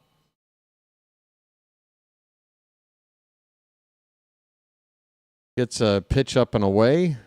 And that is ball 4. George Kirby gives up a home run, followed by a walk. Do you think it might be time to pull him? I can't explain what's going on with the Mariners tonight and their lack of desire to go to a more effective arm in their bullpen. I mean, anybody got any theories as to what the hell's going on here. Again, they just had a day off. They didn't have to use but 3 relievers in game 2, and those 3 relievers weren't their highest leverage arms. Like, they've got their good bullpen arms readily available tonight. And this game is getting farther and farther out of reach where you don't even want to use those arms now. You're kind of just punting to the next game. But there was a time when you didn't have to punt. What is Dan Wilson doing? What is Dan Wilson doing?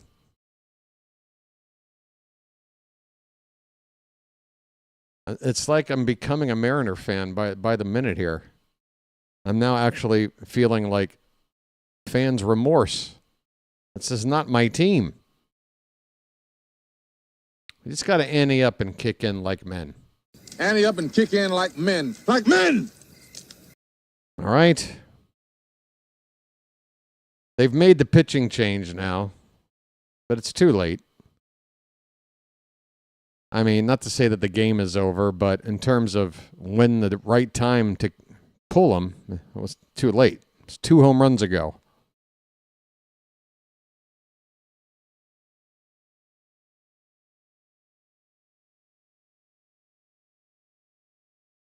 Punt? What's mixed about it? I hear it used all the time. I've used it in the regular season. Never got called out about it. If a team is not going to go to a better arm and just let a guy get lit up out there, then yeah, they're punting. They're punting the game because they don't want to now use their bullpen because now it's too far out of reach. What else should I call it? It's the only thing I've called a situation like this ever. I'll tell you this. If we're going to talk about mixed metaphors, I don't understand why certain people like to say when a football game now ends with the final play of the game winning the ball game, that they'll call that a walk-off. And I'm like, that's not a walk-off. That is a baseball-only term. But anyway, and really the walk-off, even in baseball, I don't think is used correctly because they basically use it for any, end of the game with a run-scoring situation. Really, it should only be on a home run. Here's a ground ball up the middle by Alejandro Kirk. That's a base hit. So Vargas, the new pitcher in for the Mariners, immediately gives up a base hit. Carlos Vargas, a right-hander, had an ERA just under 4 in the regular season. Already given up a hit here. Yeah, walk-off. Walk-offs are supposed to be when you hit a home run to win a ball game because you are literally allowed to just walk your way around the bases to the plate. You've walked it off. That's what that expression was supposed to mean. But now everybody uses it. They're using it for football. It doesn't make sense to me. But anyway, Dalton Varsho is 1 for 2. First and second, nobody out for the Blue Jays. They're about to make this a laugher here if they cash these runs in. Yeah, that's what it used to be for me. For NFL, NBA, whatever. If it was like win the game as the clock is running out, it would be a buzzer beater. That's what you'd call it, not a walk-off. If you're kicking a field goal with like 2 seconds left and that's the final play of the game and it wins you the game, to me that's not a walk-off. Does anybody agree with me or is that just accepted now? I guess. I don't know. Varsho fouls a pitch straight back. It's a ball and 2 strikes. Vargas got that one up there at 99 miles an hour. Look at the amount of jewelry around Vargas's neck. I mean, it's not just that they're chains, but some of them have got like little knickknacks and shit. Like clamshells and stuff. This pitch is popped up. Second baseman in shallow right field, Polanco makes the catch for the first out. There's just too much crap hanging off this dude's neck. Let me take a look. Let me take a closer look.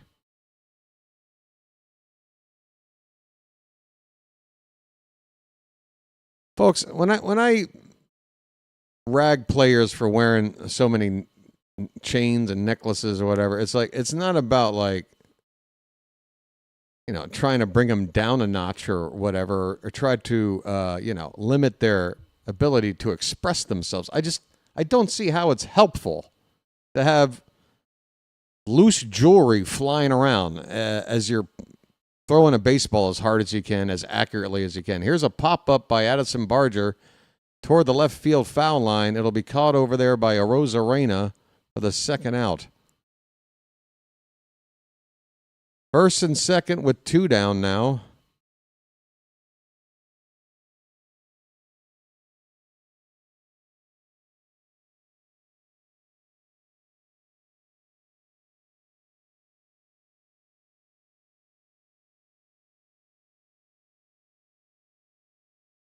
Who got next?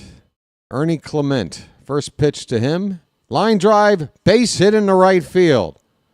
Runner coming around. Santander, he will score without a play. They will nail Kirk trying to move from first to third to get the final out. But Toronto adds on another run. I think that runner was the walk Kirby gave up to get. Yeah, so Kirby ends his night having given up 8 earned runs in 4 innings of work, plus a batter or a couple of batters. Santander was hauling ass around third and scored. Blue Jays lead it 8-2. We are halfway through the ball game. Yeah, it's a pretty standard move for a base runner to try to take third there with the throw coming in toward the plate, bam. The problem is it was Kirk that was doing the running. And yeah, probably not wise for him to ever try that again. Maybe the chains are lucky. I don't buy it. Come on. Come on. Then what luck do you need to perform well at at any other kind of job? What if I'm an insurance salesman? Like, am I actually buying that if I wear a certain necklace, it's going to help my insurance sales? Like, I don't know. And at least that's a gig that doesn't involve, like, physically contorting your body 100 times to throw a ball as hard as you can. Like, you know,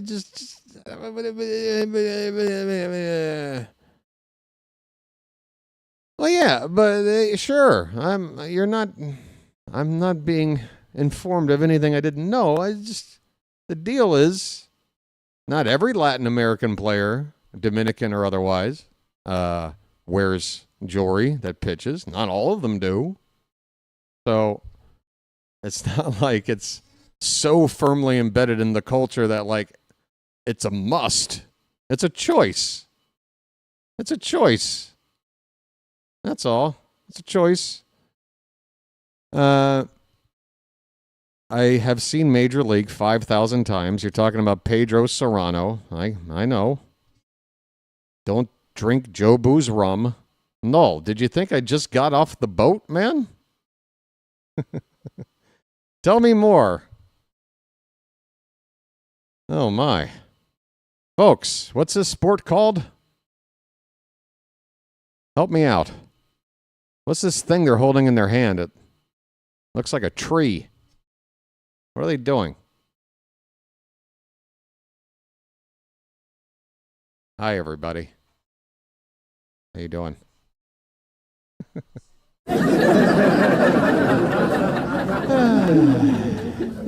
Miles Straw is into the ball game. Maybe Nathan Lucas crashing into that sidewall in the previous inning has got him bruised up because he's out of the ball game now.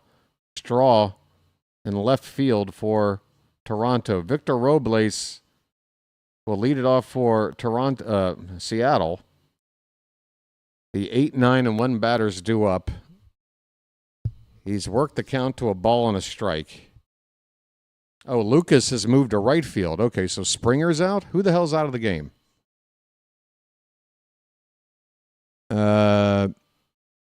Santander is out of the game. Oh, no. I bet you he pulled something running hard around third and scoring.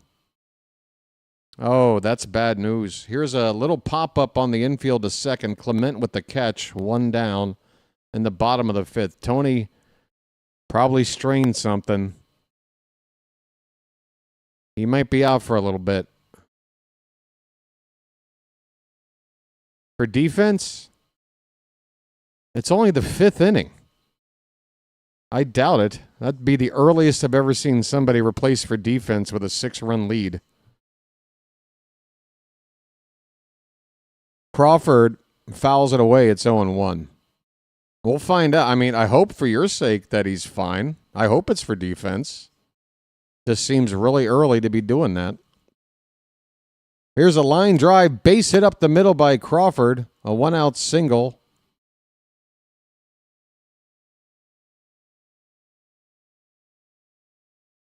Top of the order coming up for the Mariners. Randy Arozarena 0 for 1 with a walk and a stolen base.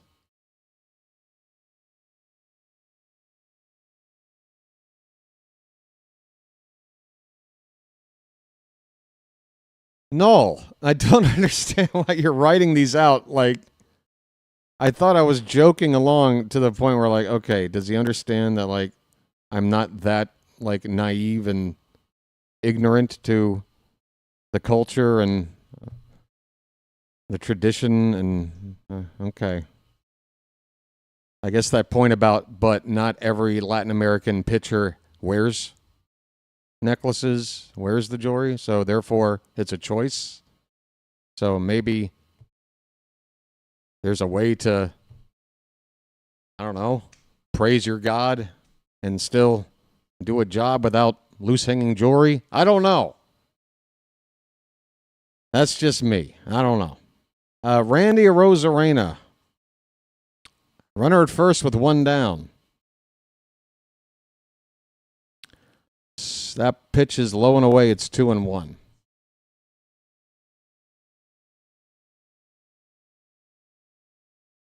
Bam. You still don't think it's a little early, though? 5th inning. Here's a ground ball to third. They're going to try to turn 2, but the relay to first is late. Arozarena grounds into a fielder's choice.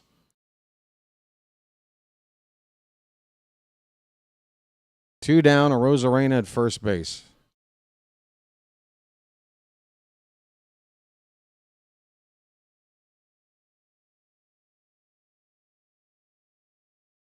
Cal Raleigh coming up. Seattle fans, despite being down by half a dozen runs, and Raleigh nowhere near representing a tying run or close to it, they are still making some noise. They want to see something on the board here in the 5th inning. They've got their big home run bat at the plate, and he looks at a pitch a little bit outside for ball 1. Raleigh is 0 for 2.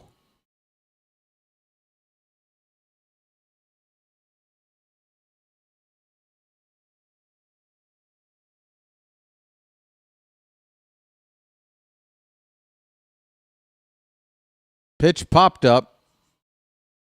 It's the catcher is leaning into the dugout. It is out of reach.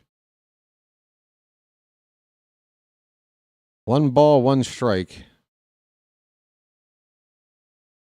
Vlad Guerrero just high-fived Eugenio Suarez leaning over the dugout railing. Nice little show of sportsmanship there.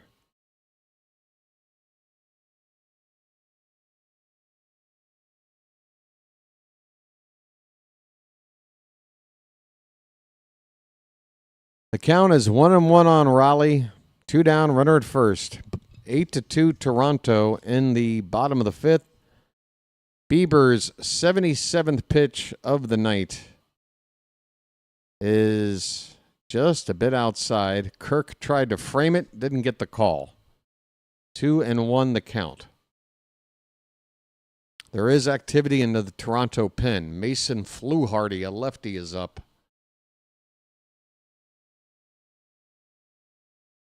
Pitch to Raleigh. Hit on the ground, foul on the first base side.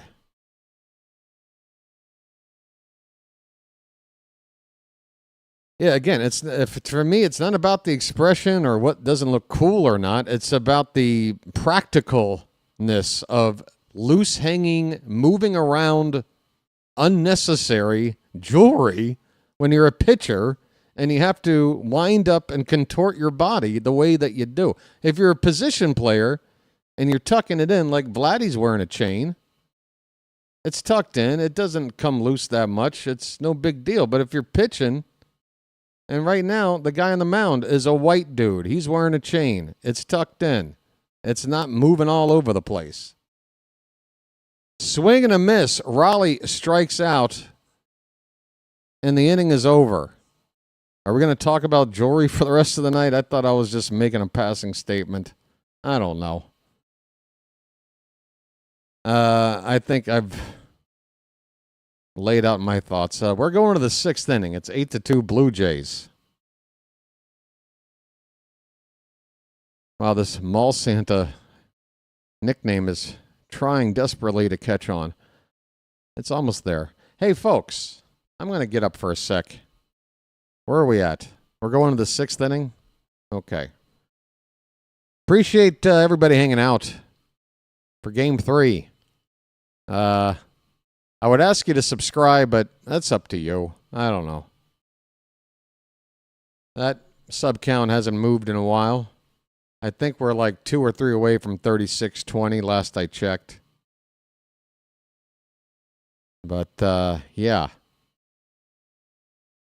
I don't know. I'm not really in the mood to sell people unsubscribing. If you want to do it, great. That'd be great. You don't have to. All right. Yeah. I'm going to step aside for a sec. Be right back.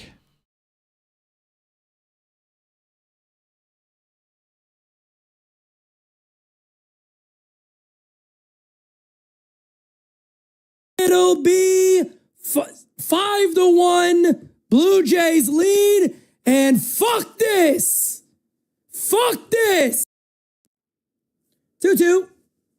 Hit in the air to right center field and deep. Going back. It is 11-0 Blue Jays. This gotta be one of the most disgusting fucking turn of events I have ever watched. I mean, the New York Yankees as a whole should be a fucking shame to themselves that they are not only losing, they are taking an absolute thrashing, Diddy style, with no Vaseline whatsoever, no baby oil, nothing. They are getting balls dragged over their fucking foreheads like a group of bitches is what is happening right now for the New York Yankees. One of the nastiest, disgusting displays of baseball I have ever watched. This one is hit in the air to left field. There's 2 outs. Who gives a fuck? 2 away.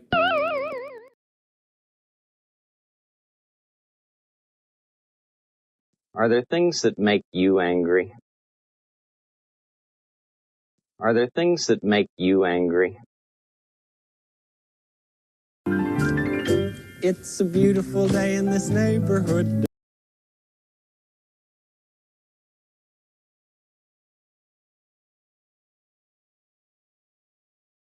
All right, top of the sixth. Vargas stays on the mound for the Mariners. Andres Jimenez, who hit a 2-run homer his last time up, first postseason home run. He has got a count of 0-1, fouling off the first pitch. Top of the order due up for the Blue Jays after him. Ground ball to third. That is past Suarez, who was playing in a bit, I guess, to defend against a potential bunt. And that cost the Mariners. Jimenez able to squeeze one through the infield on the left side for a leadoff single on a ball not hit hard at all. So George Springer now coming up. He's already homered tonight, dead center field. Hit the absolute crap out of it.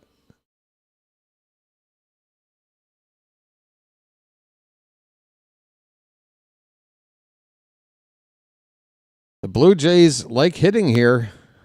So 3 games in the regular season, plus this game going on right now. They've had a lot of offense. I would give you details, but the graphic they threw up there is already gone.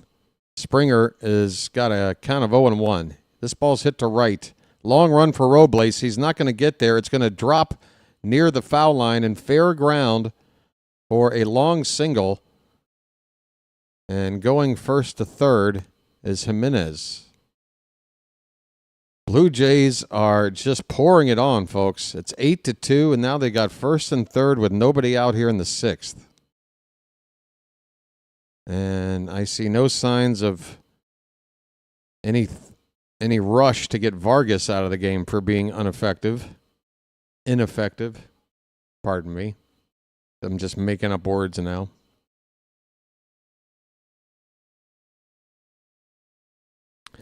I'm not doing this just to because I could be wrong. You might be absolutely right, Bam, about Santander being taken out for defensive reasons, but I'm just looking up his name now because I am worried that it's something.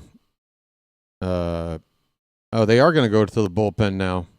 Bullpen change happening right now for Seattle. With nobody out, they're going to go to a lefty, Caleb Ferguson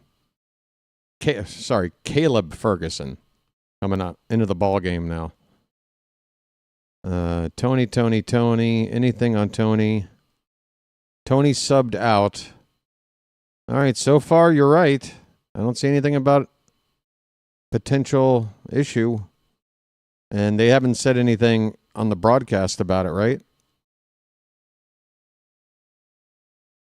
I feel like if you're watching the broadcast and you're listening to them, if they haven't brought up anything injury related, then he is okay. And you're right.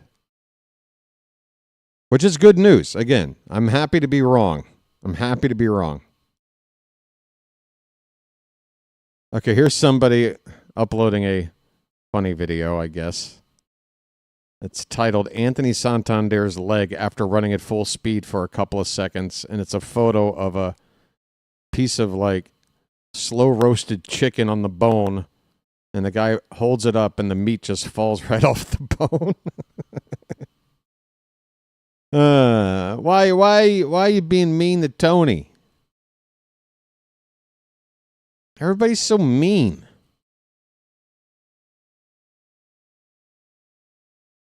Everybody's saying he got pulled for no reason, or as you're saying, Bam, defensively. I don't see.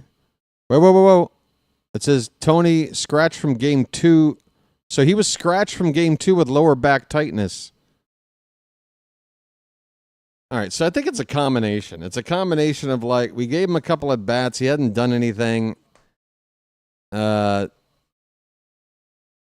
Apparently, they wanted him in the lineup for game 2, but he was scratched, so he's got a lower back issue going on.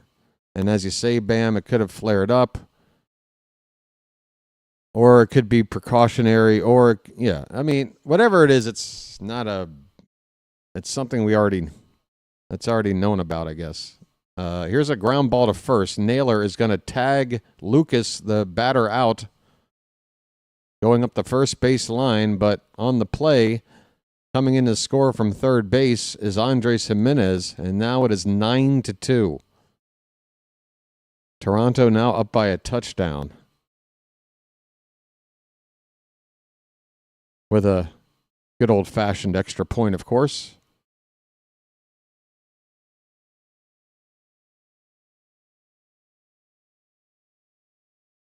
Vlad Guerrero will be intentionally walked with a Was that base open when they walked him?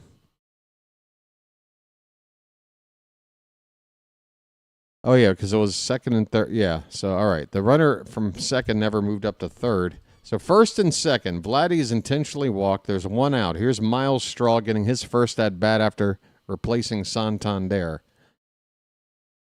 He looks at a breaking ball in the dirt for ball one.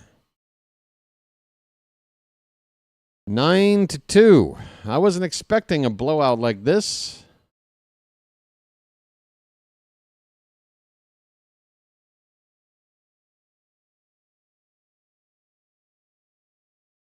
One-0 pitch is low. 2-0 on Straw. Straw's only had 6 at-bats in the postseason. He's 2 for 6.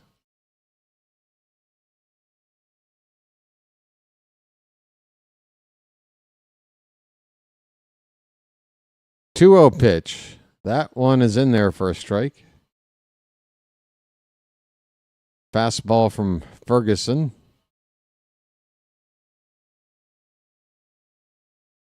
I need a reminder to refresh my game after this inning is over because I got a feeling we're about to hit the 2-hour mark. This pitch is popped up.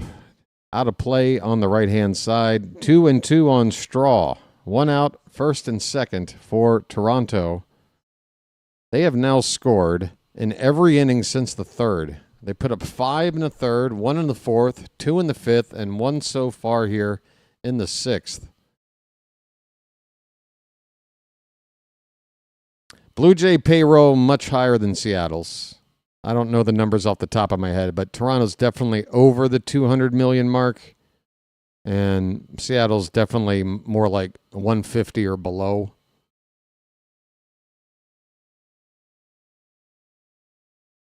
But they're helped by the fact that their rotation, that if they were all of free agent years, this payroll would be a lot larger. Straw strikes out. That's the second out of the inning. Once guys like Brian Wu and George Kirby and Logan Gilbert and Bryce Mill, I mean, all these guys, Castillo is the only guy making, a big contract in this rotation, like $20 million a year. Everybody else is making a fraction of that. Pitch is in the dirt to Kirk. 1-0 on Alejandro Kirk. He is 1 for 2, a walk, a single, and a run scored. Toronto is at 255, I guess, and they just had that Guerrero extension, so that probably bumped it up.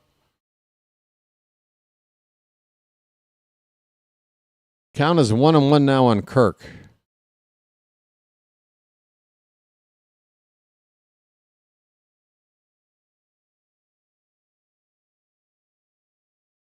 One is hit in the air to right. Going back is Robles. He's looking up. That ball is gone. Robles just hanging over the wall, I guess just in disbelief, as another home run ball hit off the bat of a Blue Jay. Alejandro Kirk going opposite field. A 3-run shot. Just got out of here at 354 feet. And, folks, this game is over. Boy, look at Kirk's gut as he swings. That is, you know what? That's inspiring. That makes me want to go back to the batting cage today and say to myself, you know what? You can still do it, BW. You can still swing that bat. Hot damn, 12-2 Toronto. This game is over.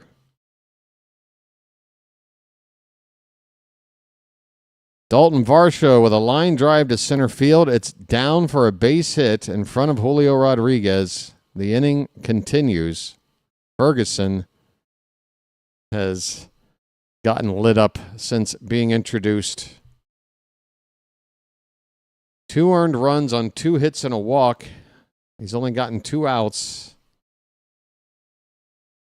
and a postseason ERA currently of 33.75.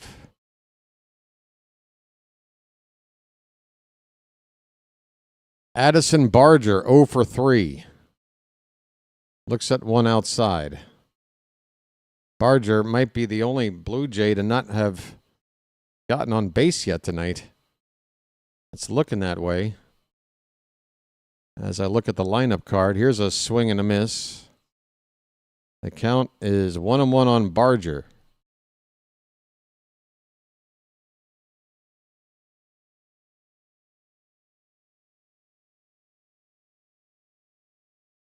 One. Strike.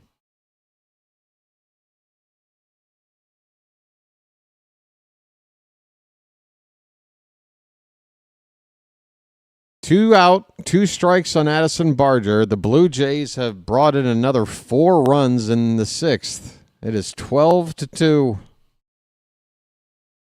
We are not going to see a sweep in this series. Here is a ground ball to first. Naylor is going to go to second for some reason with 2 down in the inning. What was that about? I think Josh Naylor thought there was only 1 out and went to start a double play ball at second base. All he had to do after he fielded it was touch the first base bag. 1 or 2 steps to his left. He goes to second.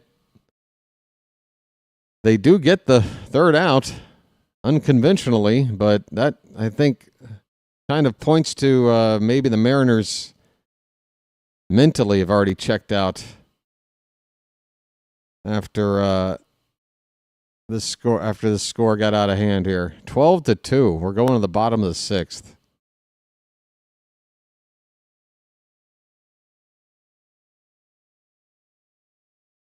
Right. It's hard to believe that the Mariners had a 2-0 lead at one point.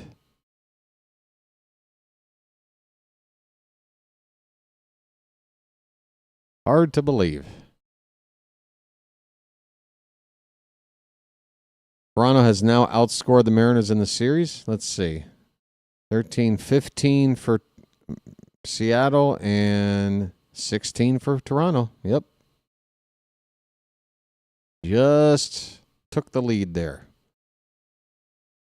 I told myself between innings to do this, and now I have to do it.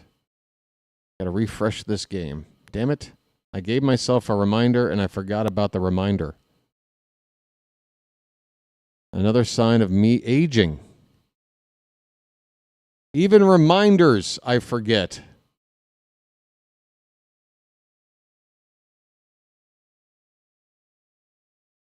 Folks, you know the deal. You ever walk into a room and just go, why did I walk in here?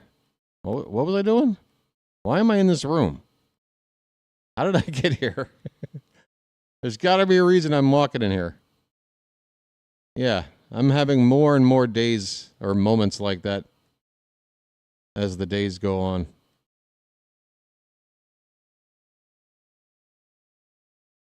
I can't go full screen now. What? Okay, there it goes.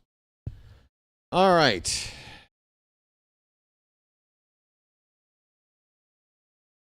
Yeah, folks. Man, talking about YouTube and the ads. I've noticed in about the past week or so, there is a brand new ad that is popping up every time I get an ad break. And it's for like this workout routine. And it's like, if you want to have muscles, or if you want to look strong, you go to the gym. If you want to be strong, you got to do this marine workout regiment. And these dudes talking to you are just like absolutely jacked and ripped. And it's like, yeah, really relatable, dude.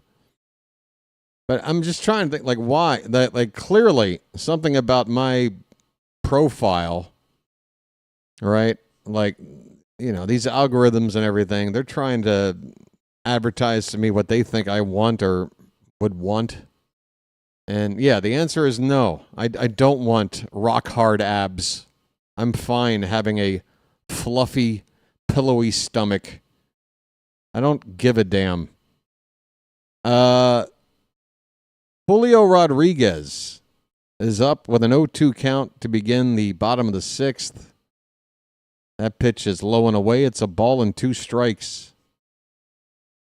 And folks, if you ever say, well, you know, if you want to live a long life, you know, you got to keep in shape. Let me give you an example of how life is just a crapshoot, okay? And there's only so much you can do to, you know, extend it and you know, get the most out of it or whatever you want to call it.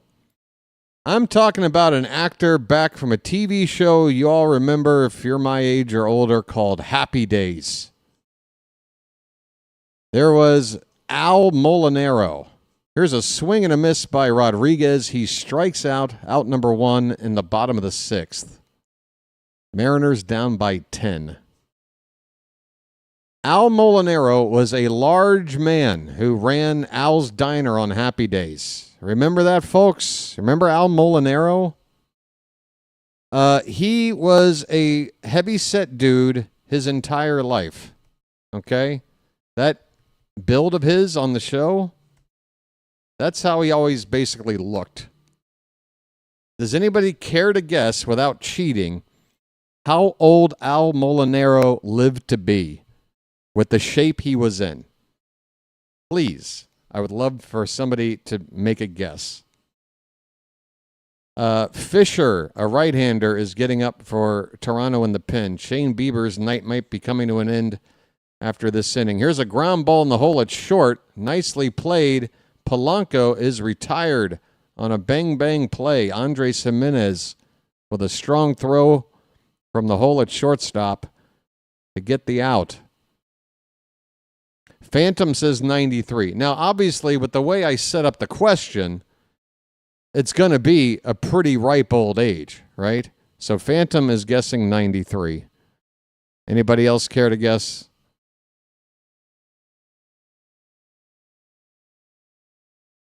We got a 12-2 ball game. Shane Bieber, 5 2/3 innings.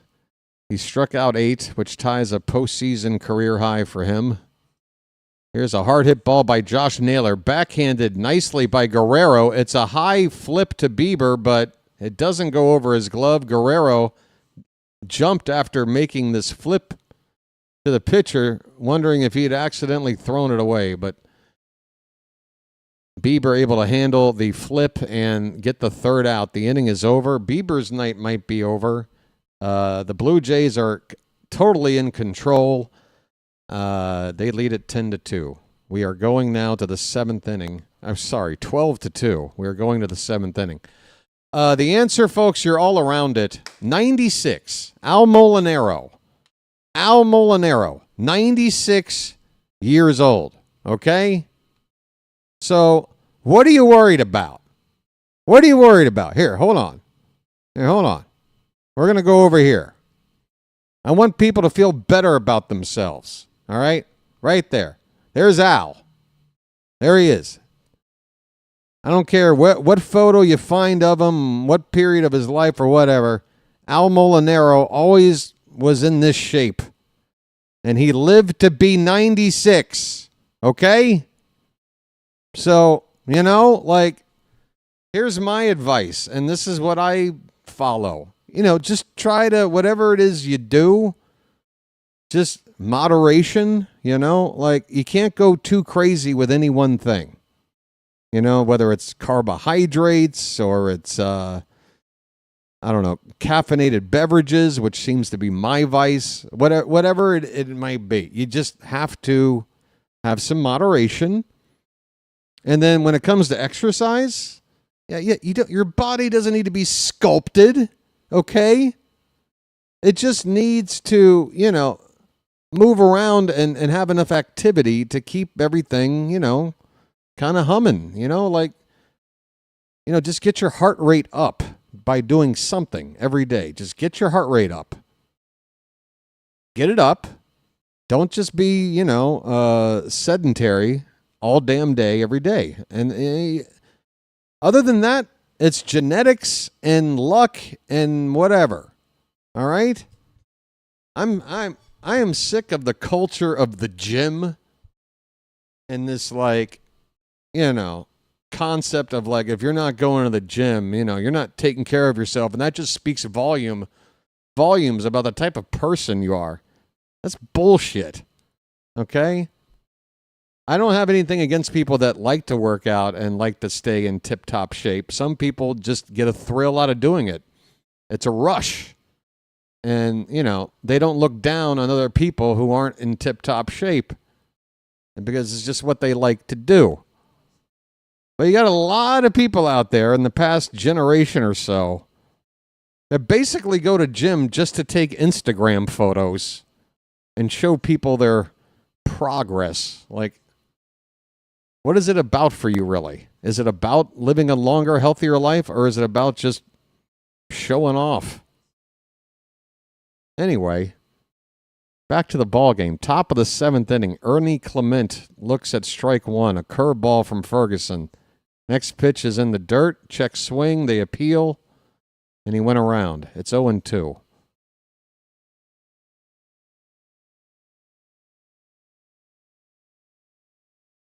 Luck Genetics Lifestyle. What do you mean, and tobacco? What do you mean, and tobacco? That almost seems like a personal attack. I'm going to light one up right now. Thanks for the reminder.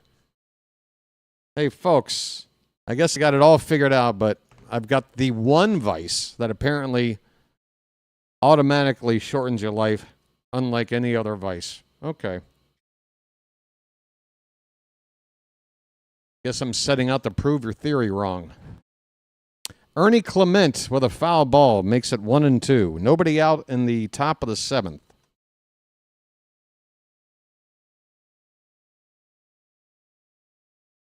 See, Phantom talking about his past. Yeah, I was probably 75 pounds heavier than I am now at my biggest, and that was when I was still in my 20s. But we got a 2-2 count on Clement. He is 2 for 3 tonight. It's getting more and more difficult to pay close attention to this blowout game. Pitch from Ferguson is fouled off to the left. 2-2 the count.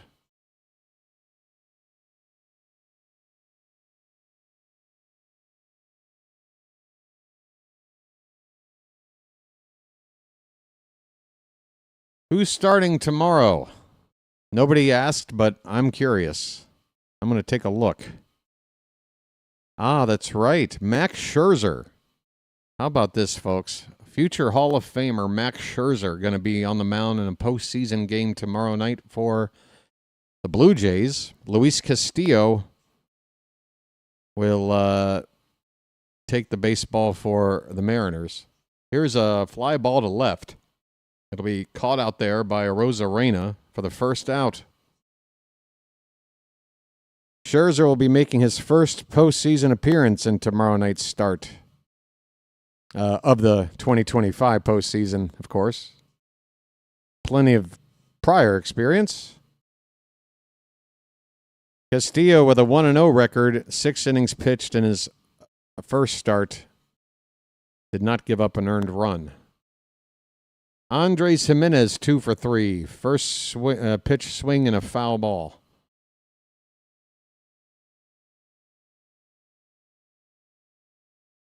So game 4 tomorrow night is starting about a half hour later than tonight's start. Tonight was right about 8 o'clock Eastern. Tomorrow night it's closer to 8:30. I think I've set the stream to start about 8:20, something like that, Eastern time. Just so you know. 1-1 pitch to Jimenez. That ball is going to be lifted over the shortstop into left field for a base hit. Another hit for the Blue Jays. Here they go again. Here they go again. They got 15 hits through 6 1/3 innings up at the plate. Here's George Springer. He's got 2 hits tonight already, including a 2-run homer. Oh, I'm sorry, a solo homer. My mistake. This ball's fouled away.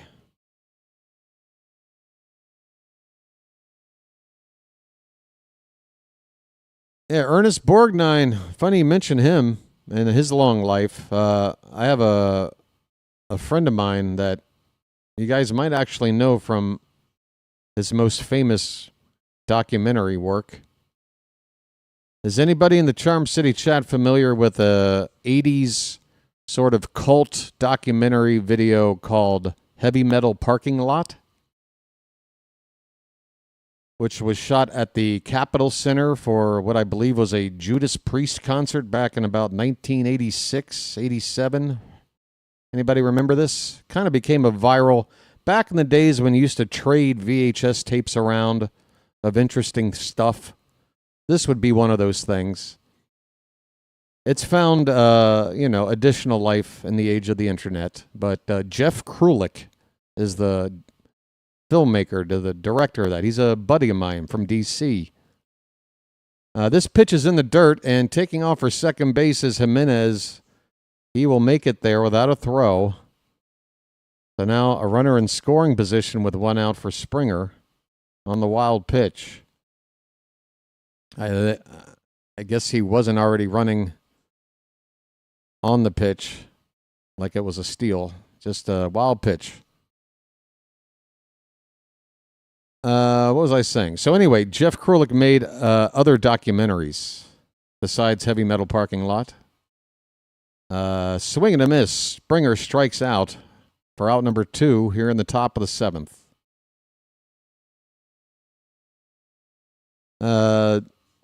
One of the other if you liked Heavy Metal Parking Lot, you should look up Jeff Krulik, Krulik, and his other little documentaries that he made over the years, because they're all really interesting and quirky and just enjoyable. It's just got Maryland vibes about the whole thing. It's got a Maryland kind of thing going on. Here's a ground ball to second. That's going to end the inning. We go to the bottom of the 7th. Toronto leads at 12-2. That's the first inning they have not scored since the second inning. This is a blowout, folks.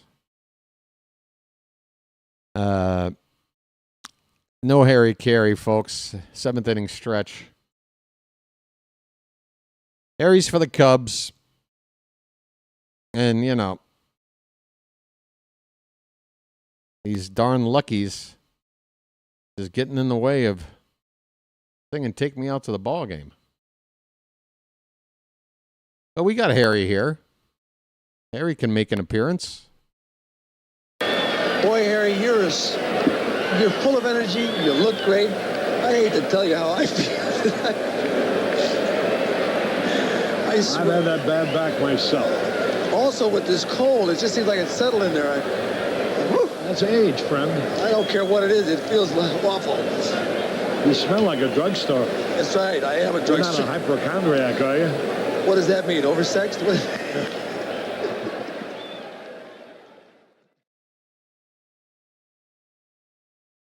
Let me hear ya. A 1, a 2, a 3. Take me out to the ball game. Take me out with the crowd. And then he would stick the microphone out. The crowd would pick it up from there. And then he'd come back in somewhere right around for its root for the Cubbies. If they don't win, it's a shame, for it's at the old ball game. Let's get some runs. Terrible impression. I don't know. I'm not feeling inspired for impressions today. Hey, folks, don't worry. This isn't like snuff. This is a herbal decongestant Oh, we've been over there the whole time? Oh my God, I didn't realize we were staring at my desktop this whole time. How you doing? You might be asking yourself, BW, what are you sitting there huffing? Are you some kind of junkie? What are you doing? No, this is a Thai like herbal. You buy this thing, this little pouch, and it's little like herbs and stuff, and you just sniff it, and it cleans up your sinuses, clears you out. We've got a super chat from Noel. Hey, thanks, buddy. Hold on for a sec. 1-0 pitch, swung on a miss by Eugenio Suarez. Bottom of the seventh, 12-2 the score. Toronto ahead. Suarez 0 for 2. Noel, what a super chat, man. How about this? Message for you, son. Rhino, what's going on? There's a line drive to left, base hit for Suarez. Leadoff man on for the Mariners. Message for you, son. Noel says, excellent Harry Carey impersonation. I can't agree with you, but I can still say thank you, right? The thank you was genuine, but I can't genuinely agree that that was a good one. I felt like I sort of phoned that one in. Didn't give it my all. We got Dominic Canzone up here. 1 on, nobody out. A curveball from Fisher. Did Fisher just come into the game? Yes, he did. I missed it. This is Braden Fisher, who had a 2.70 ERA in the regular season, a right-hander. Curveball is up and away to Canzone. The count is 2-0.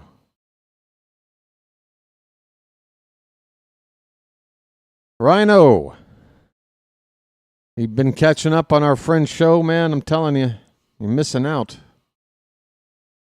One of our boys, who's totally one of our favorite members of the crew, was pounding a Yingling beer while laying on his back,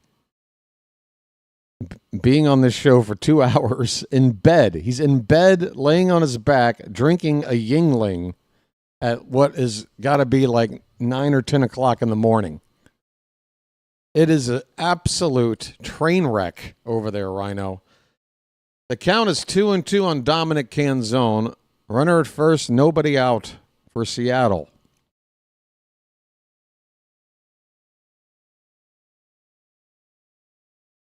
Here's a ground ball to second. Could be 2. Flip to the bag for 1. Over to first. That is a double play and a Raleigh killer for the Mariners. Big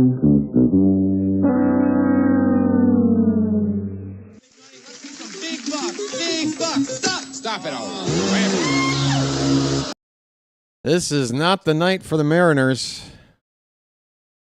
This is not the night.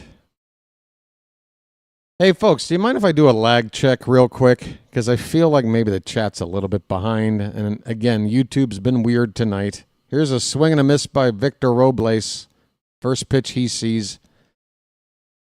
He's 0 for 2. 2 down, nobody on. Next pitch from Fisher is laid off. They do appeal this. I mean, it was barely a swing. They appeal. He didn't go. Excuse me. Yeah. Drinking in bed 10 in the morning. Mucho Grande women's glasses to do. Yeah. You know, I've always kind of been, whenever I've needed a new pair of glasses and I'm shopping around looking for frames, I'm always looking for those Harry Carey frames, and I can't find them. Here's a pop-up by Robles. It is caught at shortstop by Jimenez to end the inning. Seattle got the leadoff man on, but a double play ball killed a rally, and they still trail it by 10 with 2 innings to go. This game is over. Toronto ahead 12-2 heading to the 8th inning. Breakfast of Champions. Hell yeah, Yingling in a can on your back. Yeah, all right, folks. You want a secret to a long life? Don't drink Yingling on your back in bed at 10 in the morning and make it look like this isn't the first time you've done something like this. I'm very much convinced this wasn't a first-time thing. This appeared to be a routine. Hey, folks, I got to go take care of something. Just a sec. Be right back.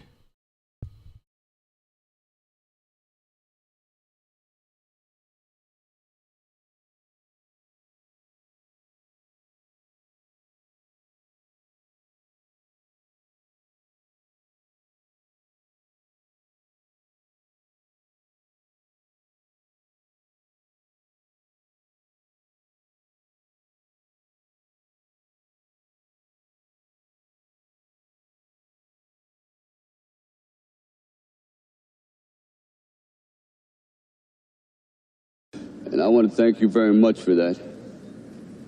I really do. Yeah, I forgot, I think, to hit that button there for you, Noel. And once again, thanks for the super chat, friend. My voice is getting hoarse. Yeah. A little scratchy this morning. So apologies if I sound a little congested or whatever. It's 10 a.m. somewhere. That's right. Well, guess what? It's going to be 10 a.m. here in a half an hour. So I'm where that somewhere is.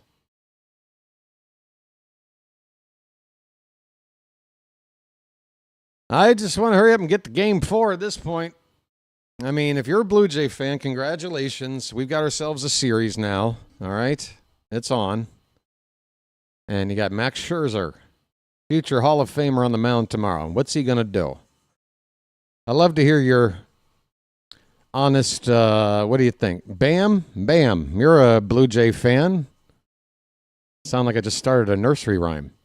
Bam, Bam, the Blue Jay fan. If anyone can tell me, Bam can. Bam, how you feeling about Scherzer on the mound for you tomorrow? Are you excited? Are you worried? You got a Hall of Famer going out there. He's been there and done that before.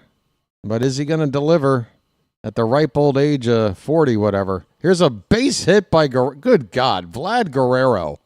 All the way to the wall in right center field. On a line drive, he will get to second base standing. Bam does not feel good about Scherzer. Thanks for your honesty. You got to feel good about Guerrero, though, don't you? Holy cow, this guy is just like his pops. What a hitter he is. They're replaying him turning the first base bag as if maybe he didn't touch it. I saw him touch it. I don't know why we're looking at that. Miles Straw hitting in the 4 spot after coming in to replace Anthony Santander, takes ball 1.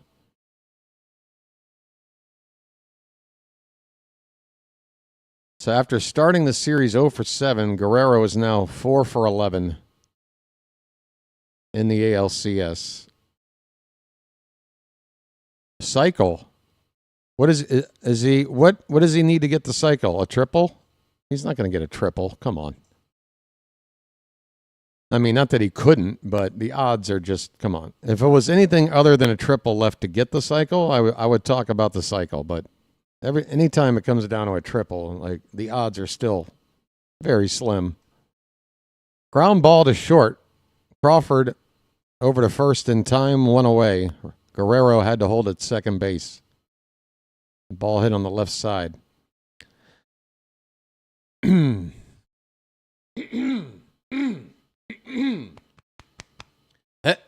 All right.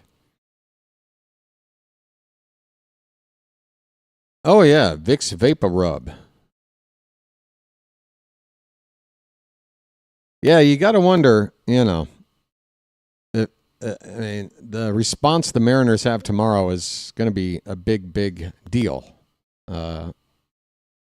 Because if Toronto, now given a chance to even the series, were to do it tomorrow, even though it's a tied series, it is definitely back to advantage Toronto. Big game tomorrow, man. There's just something about a 7-game series that is just perfectly laid out, you know? There's a strike to Alejandro Kirk. The count was 2-0. It's now 2-1. Guerrero at second base with 1 down. 12-2 Toronto. Kirk has got a home run tonight. That pitch is low. It's 3-1. Scott thinks that Toronto is blowing their whole wad in this game, and it's going to mean a dry spell tomorrow. That would be frustrating if you're a Blue Jay fan. Kirk with a foul ball at the plate. It's a full count.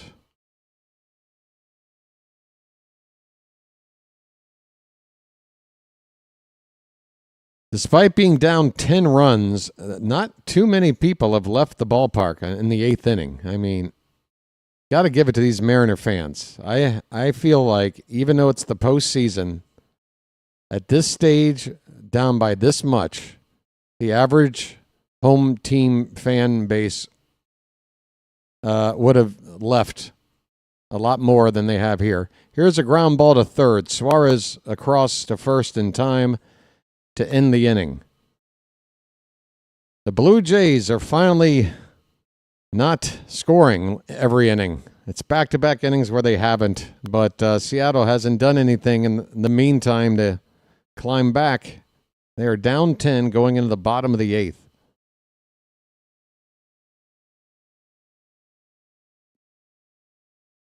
Again, I still say postseason. I'm sure prices are gouged in any venue. I don't see another fan base hanging in as long as these Mariner fans are.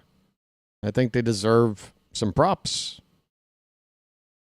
There is a righty up. Rodriguez in the Blue Jay bullpen. Dalton Varsho at the plate with 2 down, a runner at third. Here's a foul ball right there at the foot of the catcher. That is strike 2. Varsho is 2 for 4. Well, that's what I meant by saying punt, Null. That's what the sacrifice is. That's punting. That's what I saying 5 innings ago. There's strike 3. The inning is over. The inning is over. We go to the 9th. Toronto leads it by no, we're going to the bottom of the 8th. I'm sorry. I am admittedly mentally like half checked out of this ball game, if not more. It's 12-2. We're going to the bottom of the 8th. I think, unless they got the graphic wrong, and I'm losing my mind.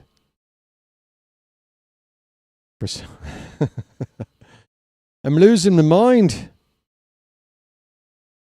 All right. I think I can close the tab on Al Molinaro.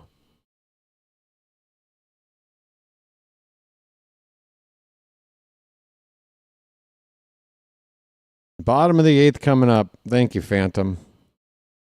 And yeah, thanks again, Phantom, for sending along the information about alternatives for scoreboard stuff. I'll take a look at it, although I'll be honest with you, from what I saw from that first page, it looks like the kind of thing that sort of presents itself as like, hey, there's this free like app or software or whatever that you can use. I got a feeling I'm going to eventually hit a paywall somewhere, and I don't plan on paying for something like that. I don't plan on it. This channel was growing fine in season 1 with less bells and whistles than it has now.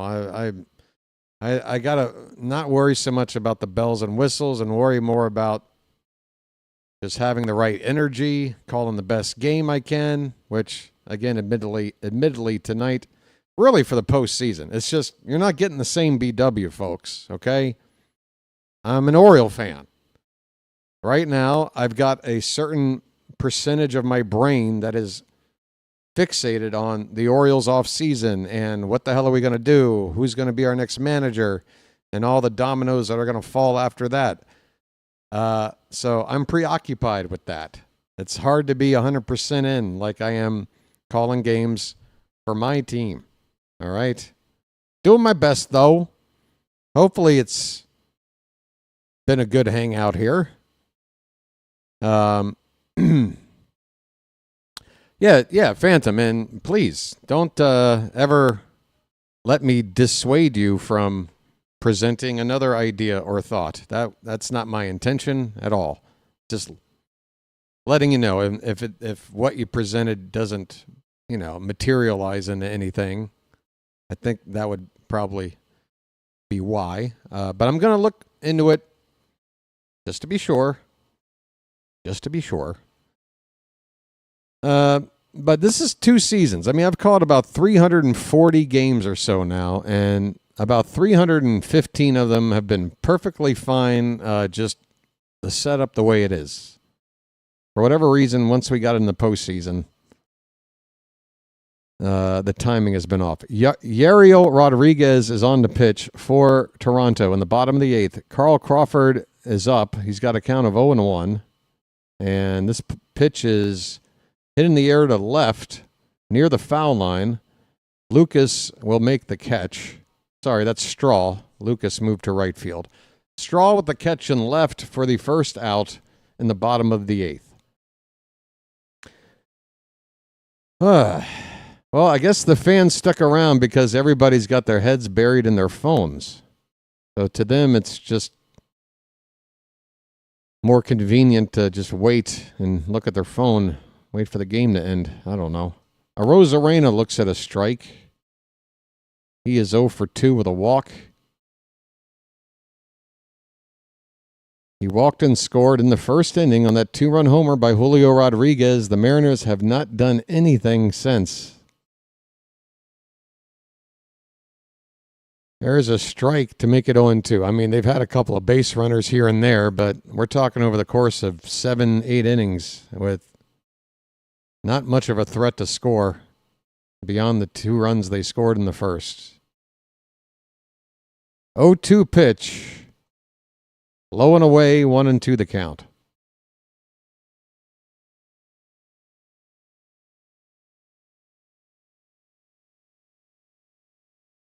I really have to make a decision about the remainder of this postseason calling games because, man, oh man, the turnout, not very good. There is a pitch off the plate. I still don't know if these numbers are accurate or not, but that they are.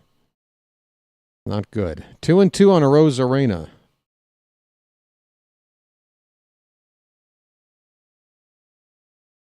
That pitch is low.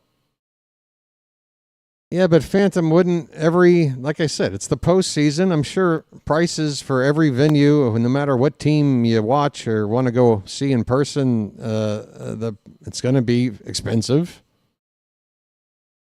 Arozarena blasts one to left. That ball is going to get out of here into the bullpen for a home run. The Mariners finally score for the first time since the first inning.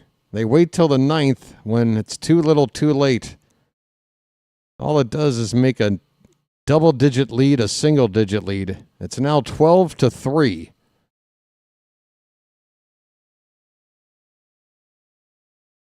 Arozarena with a deep fly ball to left off of Yariel Rodriguez. Yeah, I still say that despite whatever you think like the overall mentality is of the fans here, there's plenty of other venues I've seen where in the postseason scores out of control. It's not like it's totally packed. A certain percentage of fans have left, but it's only like probably 10-15%. And I would say similar spot in another venue, it would be double that, if not more. Cal Raleigh at the plate with a ball and a strike. He has not reached base tonight. 0 for 3.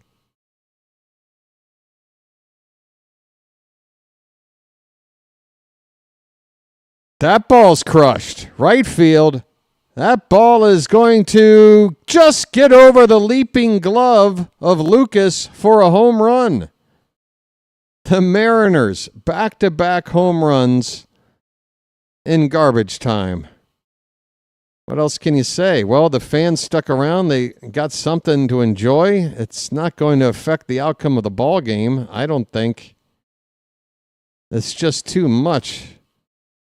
I mean, it's a situation where, again, I would love to be wrong. Let me be wrong. Let the Mariners come back.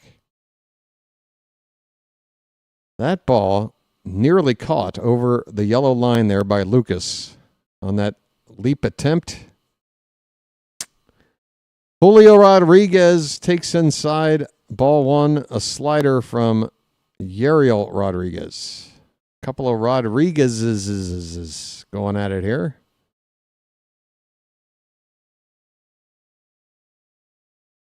1-0 pitch is low. 2-0 the count. Yeah, that is a good idea to keep fans to stay the whole game, to have a concert after. I can think of a couple of Orioles starting pitchers from last year that it would have been a good idea every home game that they started to have a concert, because there was no real reason to stick around after a couple of innings. Kyle Gibson, anyone? I mean...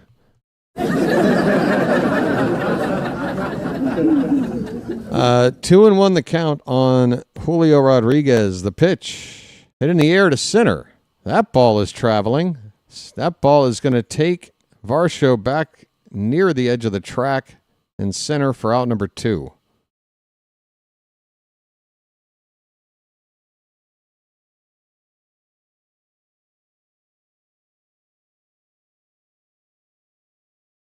Morton early, Sagano late, and Gibson somewhere in between.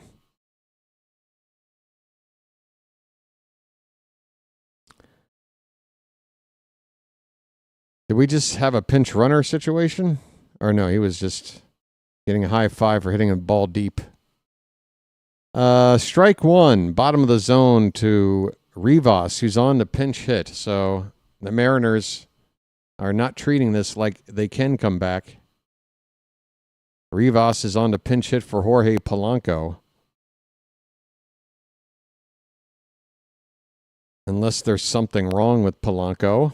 I don't know why you would make this move. Unless you thought it was out of reach and you just wanted to give another guy a chance to hit in this game. We got an 0-2 count on Rivas. 1 for 4 in the postseason. Pitch in the dirt. 1 ball, 2 strikes.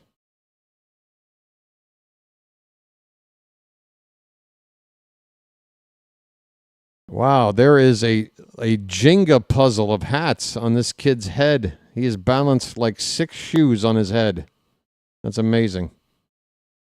It's a tradition here in Seattle, apparently. The shoe on the head Raleigh, the Raleigh shoe. I just hate to think about what their bare feet is standing in right now, because it's probably a concrete floor covered in soda and popcorn crumbs. That's strike 3. And that'll end the inning for Seattle. But they hit a pair of home runs back to back. Randy Arozarena and Cal Raleigh. 2 solo homers to double their run total on the night from 2 to 4. Unfortunately, there's only 1 inning left in the ball game, and the Mariners still trail it by 8. It's still very much Toronto's game as we head to the 9th, 12-4, Blue Jays.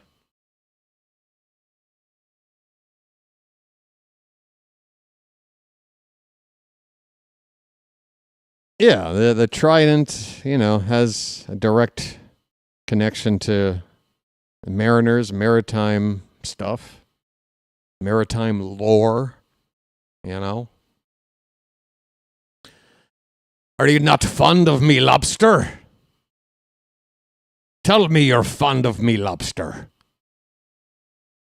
If you know, you know. All right, we're going to the 9th inning. I'm ready to check out. Hey, folks, again, thank you for being here tonight. Again, it's a played-by-ear situation during this postseason. I want to just let you guys know that if for some reason I'm not calling Game 4 tomorrow, I plan to. There's an event already up. You can find the thumbnail and click on the event and see it and hit the like button if you want or whatever. But for some reason it's canceled. Just letting you know now, I apologize, but there's a reason for it if that is the case. Again, I was worried that I wasn't going to be able to call this game about 8 hours ago. Turns out I felt fine when the time came to do it, so I was more than happy to do this. Not very happy with how the game's going, but more than happy to do the stream, and that'll be the same deal for tomorrow. Playing it by ear.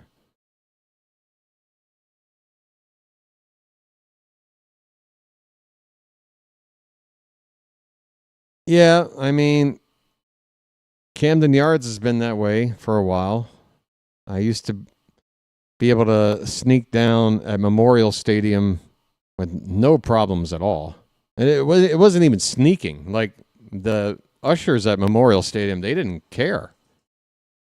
Once it got past, like, the 6th inning or so, you just sat wherever you wanted back at Memorial Stadium. Camden Yards might have kind of let you get away with it in the early days, but I felt like the last couple of times I'd gone there, which was years ago still, they're very much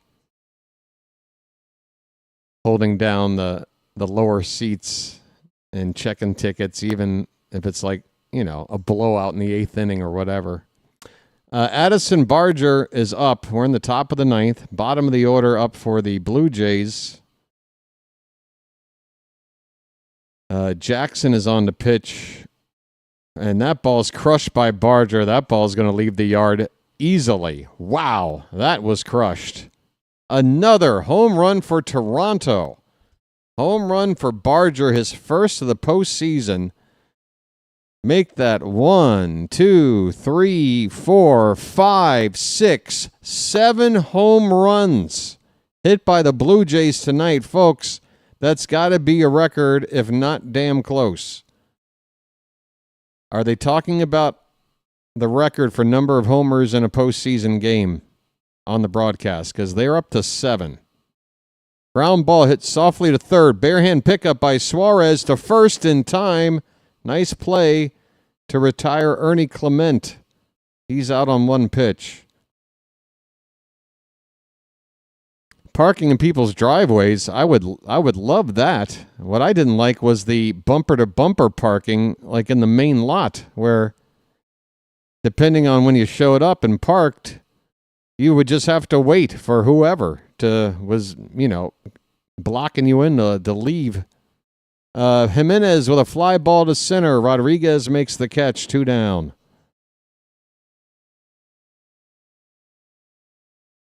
The golden salad fork. RC, what bleachers? You're telling me you're at the Seattle game right now? No way. Prove it. Pitch here to Springer, hitting the right center. That's down for a base hit. 2-out knock for Springer. What's his 6th time up to hit tonight? It's got to be like 6th time up. He is 3 for 6. 6th time through the Blue Jay order. Holy cow. Here comes Nathan Lucas. 1 for 5. A single back in the third. Ah. My bleachers. Gotcha. Curveball for a strike to Lucas. 0-1 the count. Wow. How are they not talking about it on the broadcast? I mean, folks, most home runs ever hit in the postseason in the history of baseball. We just saw it happen, and they're not talking about it? Here's a ground ball up the first baseline. The pitcher scoops it up and tags the batter out to end the inning. Lucas retired. Inning over, but another run in for Toronto. Another home run. We go to the bottom of the ninth. Blue Jays have this one in the bag. It's 13-4. 7 home runs. Jimenez, 2-run shot in the third. Springer, solo shot in the fourth. Guerrero, solo shot in the fifth. Kirk, 3-run homer in the sixth.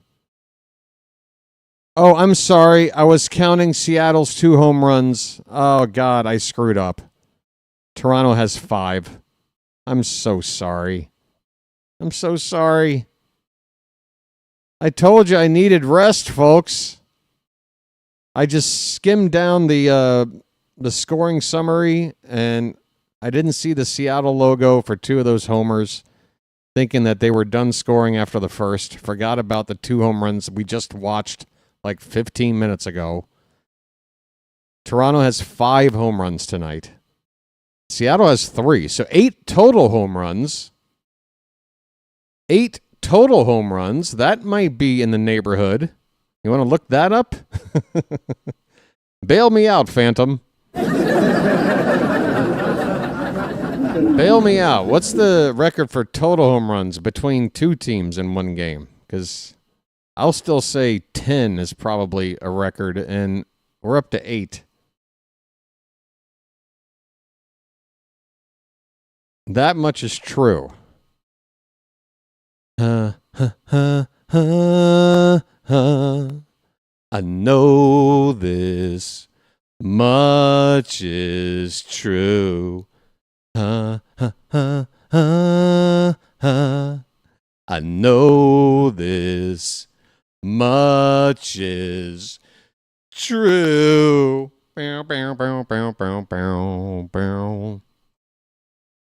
This much is a true. This much is a true.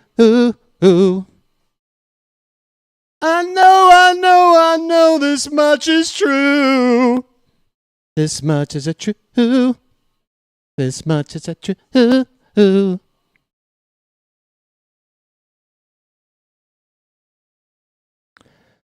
Seattle fans are still here. Bottom of the ninth. Down by 9. 9, as in there's 9 way they're coming back. This is the sound of my soul.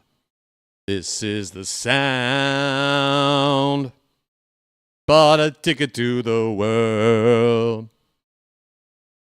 But now I've come back again. Why do I find it hard to write the next line? Oh, I want the truth to be said. Ha, ha, ha, ha, ha. I know this much is true. Ha, ha, ha, ha, ha. The Mariners have the leadoff man on, folks. 1 base runner down, 8 to go. Mason Fluharty is on the pitch to get the final 3 outs for Toronto, left-hander. Naylor gets on. And now, Ford, the pinch hitter for Naylor. Wow, Harry Ford got into the game and got a pinch hit single to start the 9th inning. Henry Ford. Did I say Harry? Sorry. I don't know. Harrison Ford. I don't know. Harry Ford. Did I say Henry? Did I say Harry? Harry Ford. I need a nap. 1-1 the count on Suarez. Runner at first. Nobody out. Hey, Dr. Delay. I'm glad you came in, buddy, because I meant to. I didn't see your post until late, right before I went on the air, because I live where I wake up to call a game, you know? So I'm kind of setting stuff up, and then I'm like, oh, there's an alert here. Yeah, thanks for the mention in your community post. And welcome in, Dr. Delay. Folks, Dr. Delay is a play-by-play man for the Pirates. He also does the Steelers and other sports. He's a Pittsburgh guy. We don't hold that against him, do we? Ravens fans might. But anyway, please, folks, check out Dr. Delay's channel. Does good play-by-play. You can find his channel by clicking on his name, because he's a mod. And if I click on your name, it says right there, go to channel. It's the second choice I'm given. What's it like for you? Go to Dr. Delay, subscribe, and check out his channel, folks. We got a 1-2 count on Eugenio Suarez. Runner at first, nobody out. Bottom of the ninth. Flew Hardy from the belt. And the pitch is high, 2-2. How's the grind treating you, Dr. Delay? Max Scherzer, we're getting a look at him. Again, he will be on the mound tomorrow night for the Blue Jays. Scherzer, just for me, when it comes to pitchers I admire that have long careers, it's that competitive edge to a pitcher that I've always admired, that Scherzer is he just oozes competitiveness. Scherzer is always up. He's always on 11, if you know what I mean. Even if the results don't speak for it. He's just a great ambassador to the sport, if you ask me, Max Scherzer. Full count on Suarez here. Runner at first, nobody out. Seattle needs a lot of base runners. That is ball 4. No, is it fouled? Did he foul it? Oh, Suarez. Just got a piece as he was checking his swing on a pitch that was going toward the dirt. It would have been ball 4, but it's a foul ball. Here comes the 3-2. Swing and a miss. Just like that. What a difference a pitch makes. Suarez very near getting on base to make it the first 2 men on in the inning and give the fans a little whimper of, could something special happen here? But that's the first out. Only 2 more to play with, down by 9. Here's Mitch Garver up to pinch hit. Mitch Garver. 1,500 isn't a good night. Oh, you're talking about your subscribers. I thought you meant my view count tonight. Sorry. Garver with a 1-0 count. Congratulations, Doc. That pitch gets away, and Kirk taking his time to go after it. It'll be a wild pitch. Runner moves up to second base. Nobody seems to care in a 9-run ball game.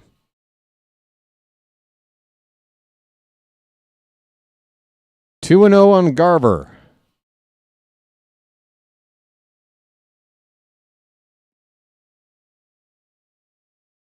Oh, I'm up against Thursday Night Football and hockey as well, and other people calling the same game I am. Yeah, I might, if I have any.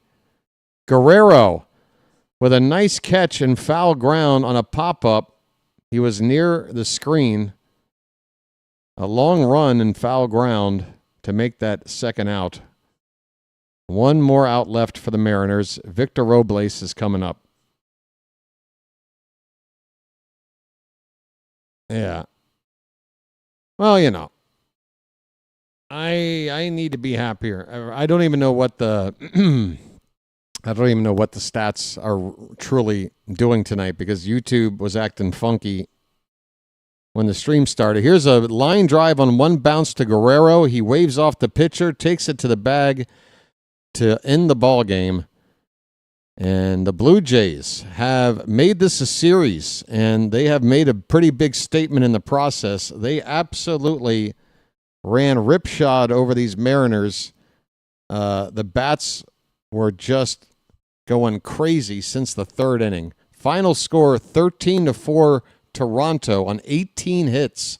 No errors. Mariners had 8 hits and 1 error. Bieber gets the win. Kirby gets the loss. Seattle still have a lead in this series. It's 2-1. They still have a couple of home games to pad that lead or possibly win it at home. They got to win the next 2 to do that. Even if they only win 1 game of the 3 at home, they send the series back to Toronto just needing 1 more to win this series. But if the Blue Jays do rally with a series tying win tomorrow night, you got to put the momentum back in Toronto's hands. You just have to. After a performance like this, a night where they hit 5 home runs, 8 total home runs between these two teams. And the George Kirby with a bad start. 4 innings, they left him out there to just continue to get hit hard. After that third inning, he gave up 5 runs. They brought him out there for the 4th. He gave up another. Then they brought him out for the 5th and was responsible for 2 more runs without getting an out. 8 hits, 2 walks, 8 earned runs for Kirby in 4 innings. Vargas, the reliever, didn't help. 1 inning of work, 4 hits and 2 runs. Ferguson went 2 innings, gave up 3 hits and a walk and 2 earned runs. And then Luke Jackson went the final 2 innings, and he gave up a run. So nobody could get the Blue Jays out tonight once we got to the 3rd inning. Meanwhile, Shane Bieber with a quality start, 6 innings. He struck out 8, walked only 1 with 4 hits, 2 earned runs. Gets the win. Fisher, Rodriguez, and Fluharty combined to pitch the final 3 innings. Rodriguez ran into trouble in the 8th inning, giving up a pair of home runs back-to-back to Randy Arozarena and Cal Raleigh, but it was too little, too late for the Mariners. Toronto had already gone up by double digits at that point. So that pretty much sums up this game. 2-1, Seattle's up. Game 4 tomorrow night. Start time, again, a little bit later than tonight. I think it's about 8:25 or so. Let me see what I wrote in the text screen here. 8:20. 8:20, I'll be on the air, if I'm on the air. Once again, I have to put a, a disclaimer out there that everything's a judgment call when it comes to calling games here for the remainder of the postseason. Thanks for understanding and tolerating my wishy-washiness. All right?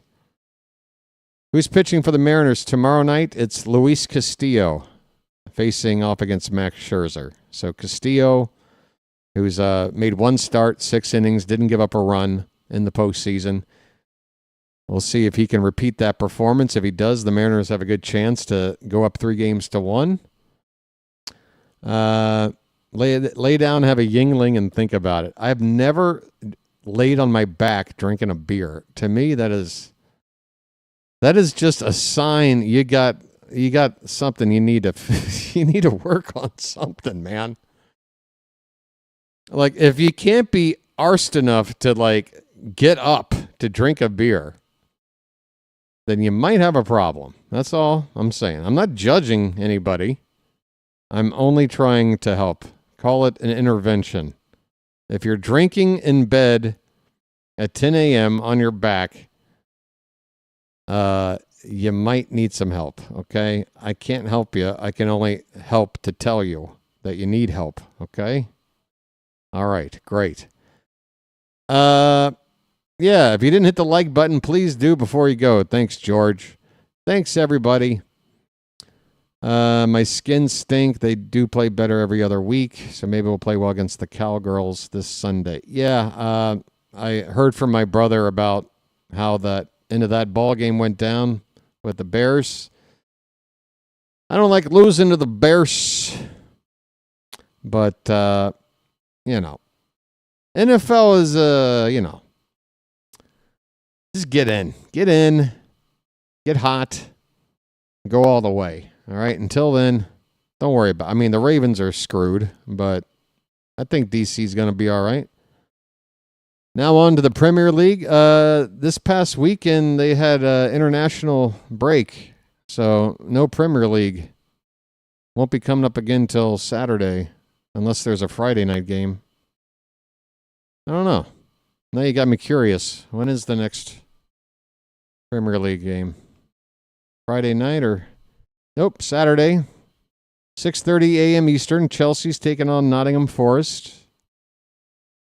But yeah, last weekend, for me to call on this channel, I don't think that's going to happen, but I don't know. I once I began doing baseball there, Dr. DeLay, I put aside all of my focus on the Premier League. I can't really cover both at the same time. I mean, I could try, and then it would be half-assed on both sides. Yeah, I'd like to focus on one thing and be 100% in the know about that thing, and that way I feel somewhat validated to speak about it on a microphone for 3 hours straight. You know what I mean? Otherwise, I wouldn't be doing this. I'm not going to call games just sort of casually stuff that I'm not following closely. It's just why is that? Because somebody out there is probably calling that same game, and they deserve for you to be watching them because they are dedicating their time and energy into that, and that's their main focus. But for me, it's Orioles baseball followed by regular baseball. And that's all I got room for, really. Okay? I enjoyed 10 years at NBC writing about the Premier League. I am an expert. I'd love to chat with folks about the Premier League if they want to talk about it whenever they want, but I don't get to follow it like I used to, at least during the months of August and September, October, because of, baseball. I'm sure I'll be watching my Tottenham Hotspurs, my Spurs, doing Spursy things. No, Tottenham's off to a nice start. They're third in the table. They're a point off of Liverpool, 2 points off of Arsenal. North London Derby, when's that coming up? When's the NLD for Spurs and Gunners? I am scrolling right now. Look how you got me totally off topic, man. Oh, there it is. Match day 12. November 23rd, folks. Somewhere around Thanksgiving, it looks like. North London Derby, Arsenal, Tottenham. Hey, if I do call a Premier League game, maybe I'll do that. All right? Oh, get out of here. Don't act like you've been a Bournemouth fan for any length of time. Come on. That Semenyo guy, he's having a nice little season there. Yeah, I got nothing against the Cherries, man. Bournemouth is fine. But, I like any of the smaller clubs. I like any time a smaller club is, battling out up there in the European bracket, like shooting for a spot, playing in a cup competition in Europe. And, yeah, what's Bournemouth at right now? I mean, if you've been a Cherries fan for a decade, then, yeah, mad props, dude. You're having a magical season right now. It's pretty sweet. You got to be excited. What's your goal difference? +3? It's early yet. We're only 7 matches in. Let's see. Forest are off to a bad start. Wolves are the only team without a win.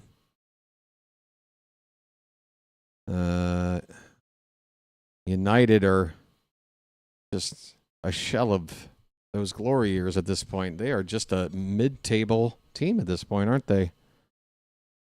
They are just a mid-table team. There's no getting around it.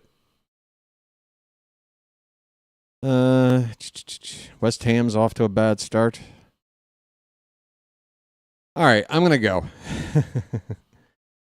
Yeah, Bournemouth's sitting fourth in the table, a point ahead of Man City. You got to love it. You got to love. I'm sure the wages of every player in the first team for the Cherries does not add up to a single salary of any first-team player on Manchester City. So props to the Cherries for being as good as they've been to start the season. 4 wins, 2 draws, and a loss. And Semenyo, yeah, he's been kicking ass. He's been in my fantasy team now since like week 2. You play FPL there, Doc? Surely. You do a show with Rhino about fantasy NFL, so you must play FPL, correct?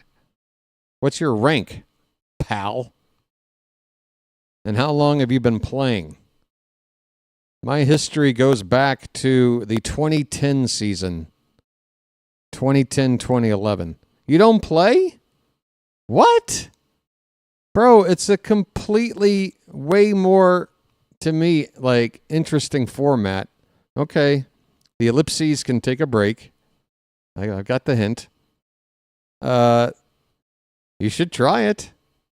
If you're a Premier League watcher, it's fun because it's a format that, you know, American fantasy sports doesn't follow. Instead of doing a draft where, you know, you got a league of X amount of players and you draft, everybody has that one player on their team. What you have in FPL is that anybody can own any player. It's just that you have a budget, and every player has got a price tag based on their performance or their expected performance, and you can make transfers in and out.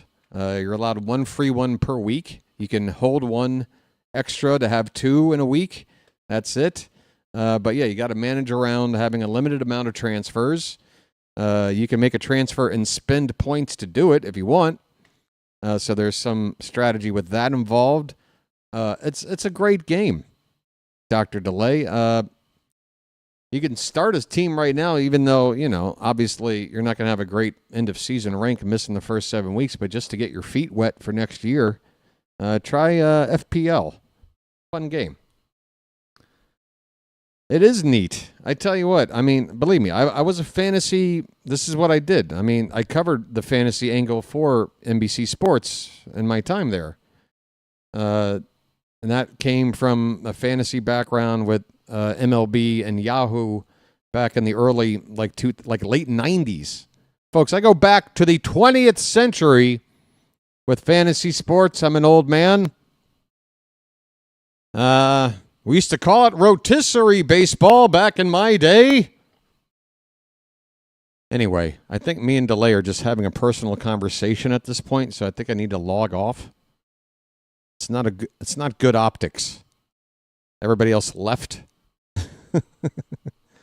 I'm just hanging on. I'm riding the clock. All right, I'm going to go get something to eat and call it a day, folks.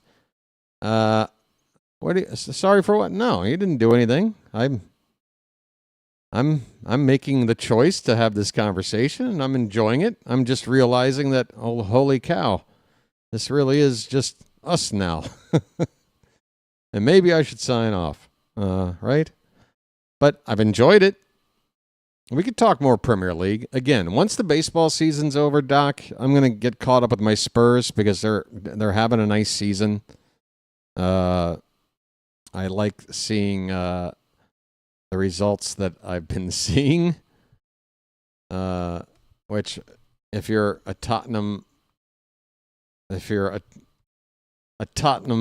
historian, you know that most seasons it's a disappointment in terms of your expectations and goals versus the results. But Thomas Frank, who came over from Brentford, he looks like he's a good manager. I haven't really been able to watch it closely here, but I will be. And once I do, and I'm still playing the fantasy game okay. I mean, this game has got 12.2 million players, and my rank right now overall is right on 700K, which would put me in the top, like, 0.5 percentile, or 0.6, 0.7, whatever. It's definitely within under the 1%. 7 million, I'd be at 1%. It's at, yeah, I'm doing well. Or no, wait a minute. I got my math wrong. I'm in the top, like, 8 percentile, not 0.8. I did miss that by a digit. I need rest. There you go. Bournemouth actually beat Spurs 1-0. All right, 1-0. That happens. It happens. It was a fluke goal. I know it. I just know it. All right, I'm signing off. Folks, for the 3 of you still left, take care. I'll chirp at you later. Hopefully it'll be tomorrow. If it's not, please don't get mad. And, yeah, I don't think, I'll look, but I don't think there's anybody in my network here that's streaming a live game right now, unless they're doing their own wrap-up show of this same game. That might be it. But let me look real quick. Even though it's like 10 people here, it's a gesture. I'm not seeing anything. All right, I'm going to get out of here. Have a good rest of your night, folks, and I'll see you soon. All right, until then, this has been the Bird Watcher, and I'll chirp at you later. Take care, everybody. Good night.